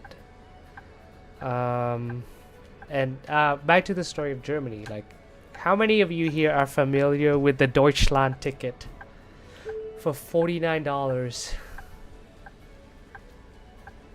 49 euros a month. and you can travel on all forms of regional and non-high-speed trains and public transit in the country. Like that is a good incentive. That is a good incentive for intercity travel. And like in this case, like it's I said earlier about like people may want, in this case I said that like people may want like to travel between point A and point B in the fastest way possible, but when the fastest way is not possible, then they can just make do with the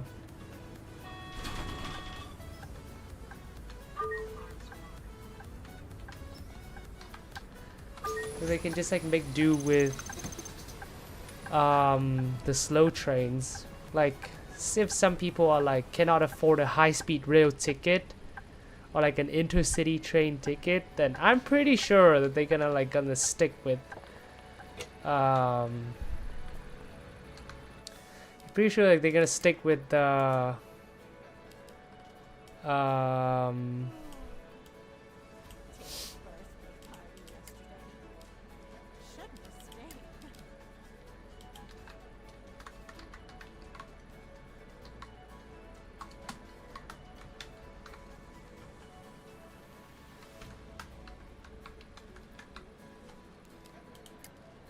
yeah, they're just gonna stick with like the slow options.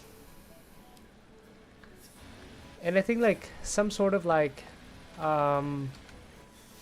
we can do some sort of like tickets like that for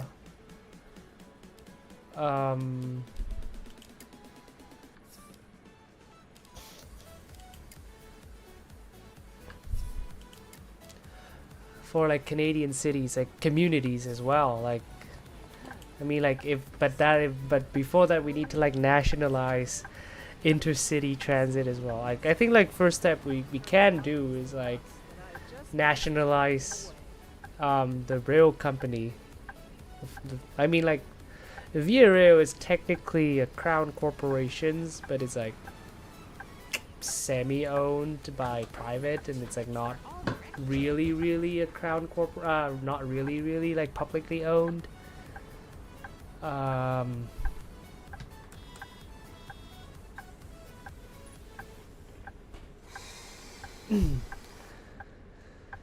So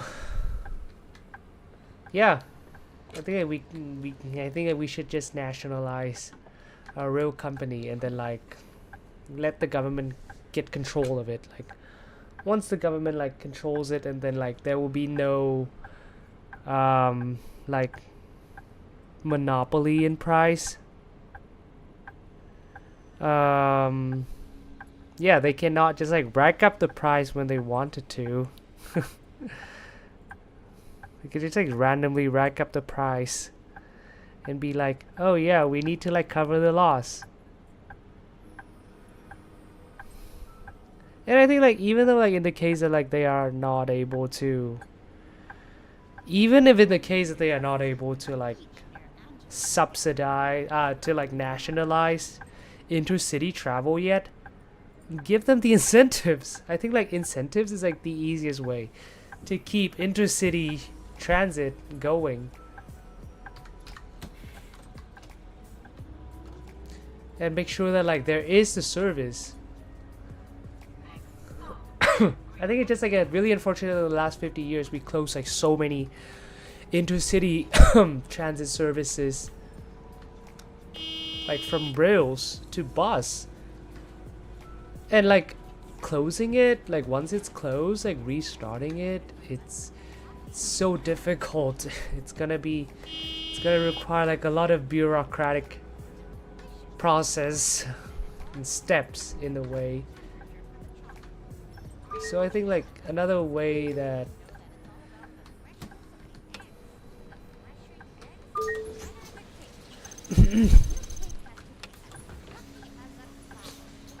another method of like keeping and making sure that like these intercity transit services are available is like reducing the red tapes in the application in the I call IT because my computer doesn't work, they just tell me to turn it off and in on the again. application process of that.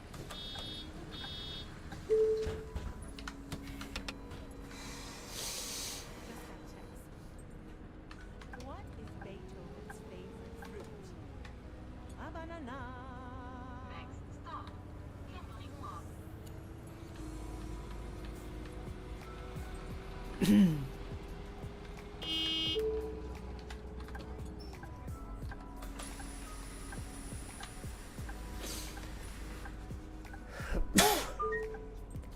So yeah, like basically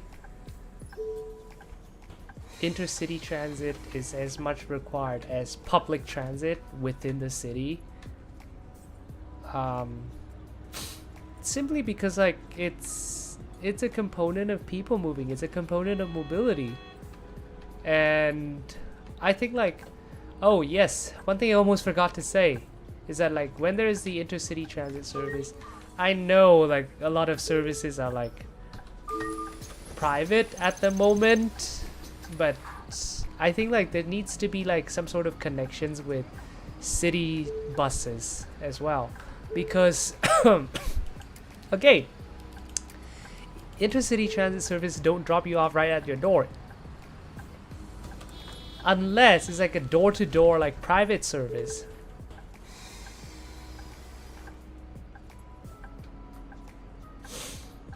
So I think like it's really important to like have a smooth connection between modes of transportation, like intercity and then like city transit.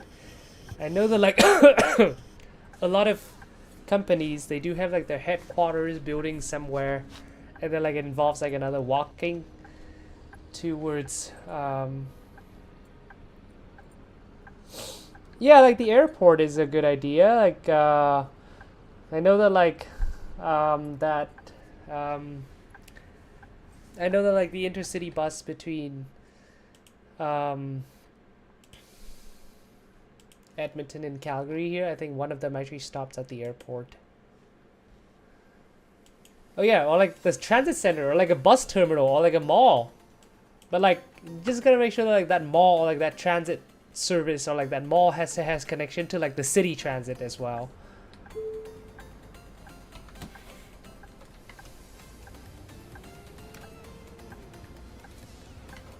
Because like even within the city center is also good for like cabbing, taking like taxi services.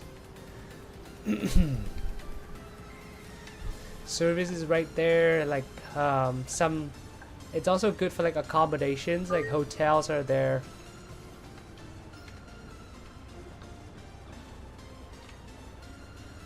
Wait, why do you hate it when it stops at the malls? I think it kind of like provide the a good incentive, especially if it's like that city's like so big. Then like having like another stop location, it kind of helps. Like, it helps a lot when it's when it's stopping at a mall, like at a location outside the city center.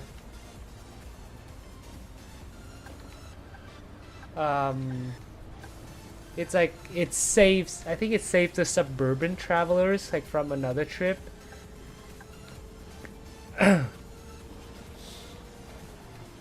Yeah, it adds more time, but like let's say somebody like I mean like for me, it's like I live in I live away from downtown when I was living in Edmonton, so like it's just easier for me to go to like a non-downtown hub because like it saves me a trip. And I think that's a good idea. It's kind of like increase the coverage. To be fair, like I feel like it's increased the coverage of that regional service, like within the city, of that intercity service.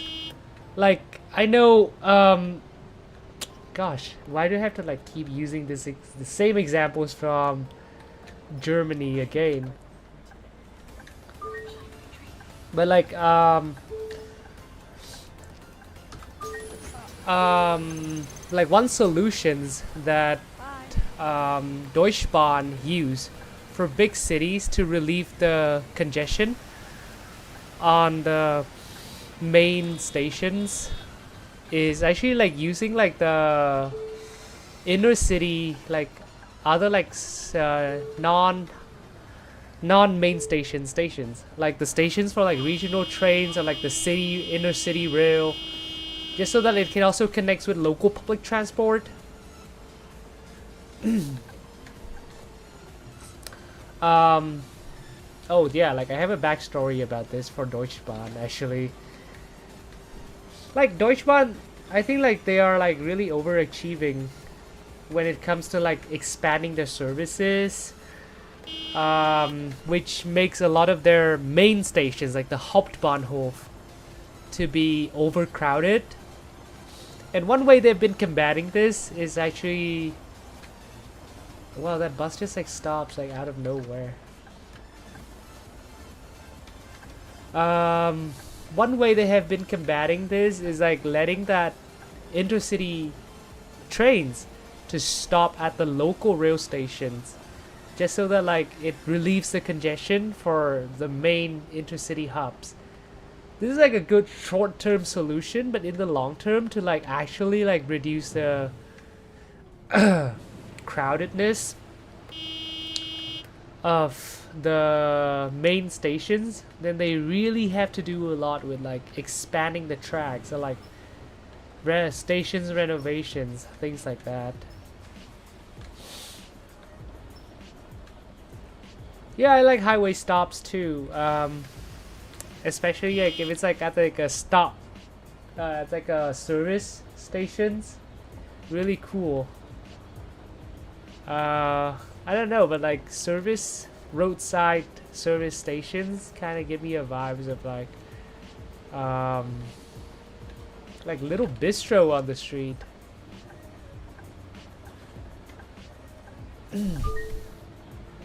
I think regardless of like intercity buses or trains, like it's okay to have like multiple stops within a city.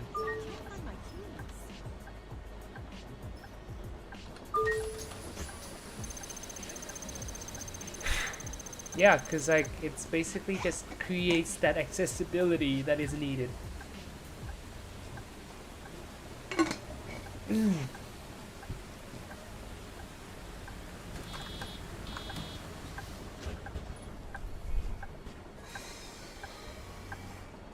Yeah. And I think like the thing about trains that is we should be mindful of this is that like the track priority as well. And then like once, let's say like the passenger rail company owns the track, then they can just do whatever they want with that track. Unfortunately, that's not the case for the US and Canada, so train may not even be able to like stop at the platform for too long because like it's affecting the clearance of freight trains down the line, which is like really frustrating to me. Like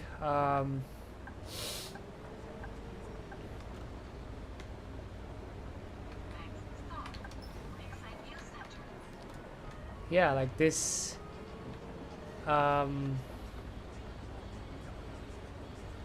both the US and Canada, like the two countries were built on rails, the two empires I would say were built on rails, and then now like they just got like too much power. The rail companies, I mean, like they got too much power.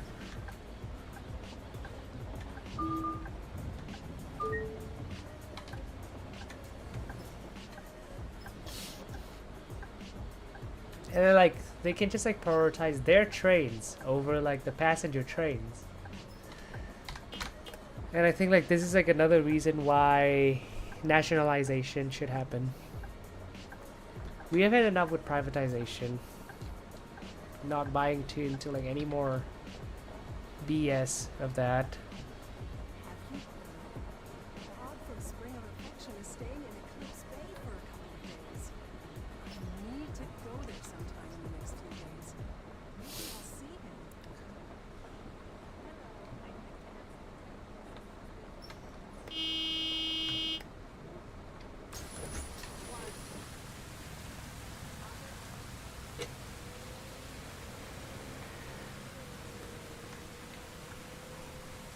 This bus is doing a long layover in here. No wonder why.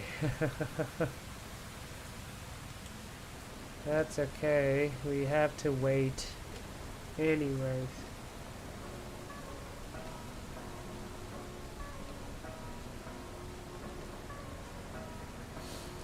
Do you guys like it when I play music in the background like this? I'm actually like learning to make music.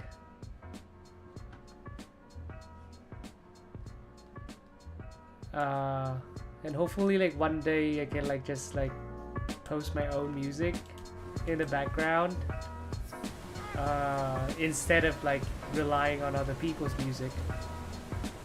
Because face it, everything is better when you do things in-house.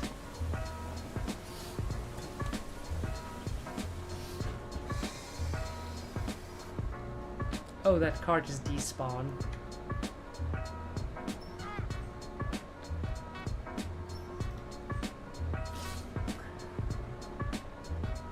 Yeah, like speaking of like I was talking about in-house, and then like that's like another benefits of like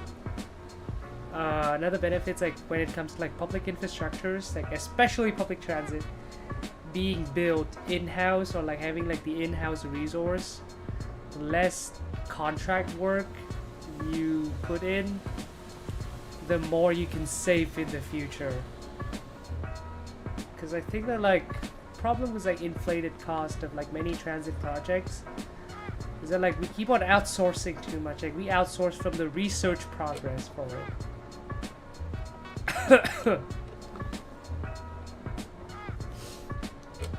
And I think like there's like a lot of ways to like reduce outsourcing, but like I'm still learning on that, so I can't really talk for it at the moment.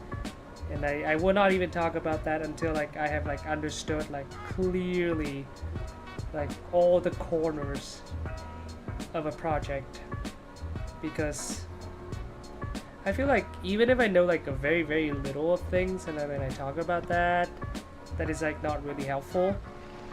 And it like really demonstrated that like I'm the person who just like took things into face value only, and like don't see the big picture, like don't dig deeper into the topic, into the conversation.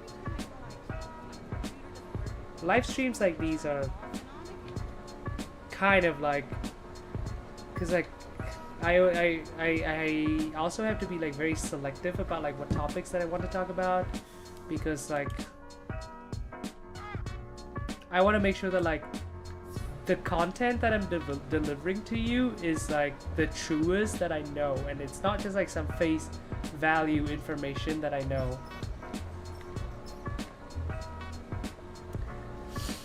Oh, why did the GPS let me go on this route?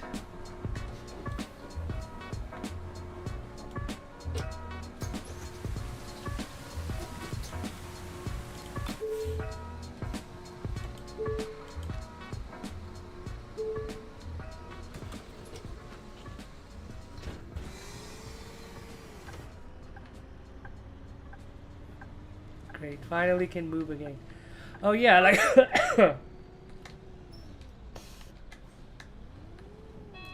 yeah, they also need to leave their cities. I'm not sure if you were earlier to my stream, but I was talking about like the importance of intercity travel to people in rural communities. It's more than just like a transit service for them. It's like their lifeline depends on that. It's like healthcare, access to healthcare, access to education, family visits. And yeah, like not everyone drives, not everyone likes to drive. I hate driving. So like going anywhere for family visits, like I totally have to be dependent on public transportation.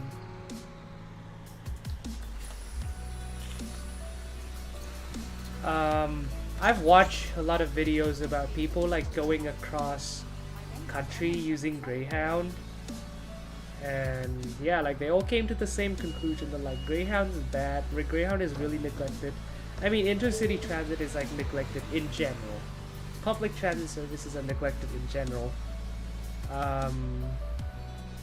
But then but like the people who have to like entirely dependent on it, then they still need to use that service.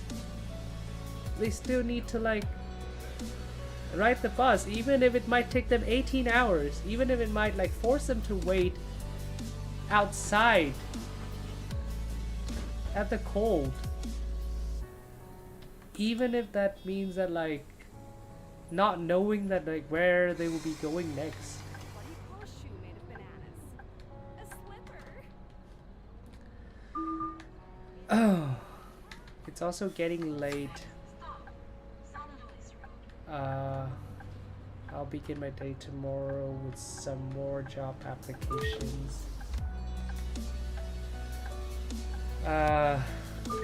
Thank you all for tuning in tonight. It's a really good conversations that we have, I think. Not sure what topics I will talk about tomorrow. Maybe more, yeah, like I really love talking about transit, and I think like we can talk a little bit more about like performance versus reliability.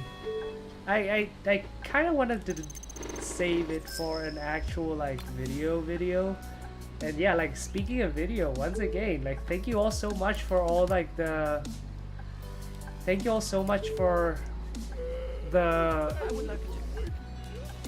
engagement on my newest video. I honestly did not think that like it will actually like be so, yeah, a lot of people are actually gonna like care so much about long bus routes. And then like earlier today on the stream, I had a really good time just like researching this viewer's comment about this bus route in Melbourne. That actually takes 4.5 hours, and after like some calculations, I realized that they need 60 drivers to drive that bus for just one direction. It's insane, like, but it's also like really cool to see like how other cities across the world are doing with their transit. Have a good night. Thank you all for coming. Thanks for watching this stream. I will see you hopefully tomorrow, if not Wednesday.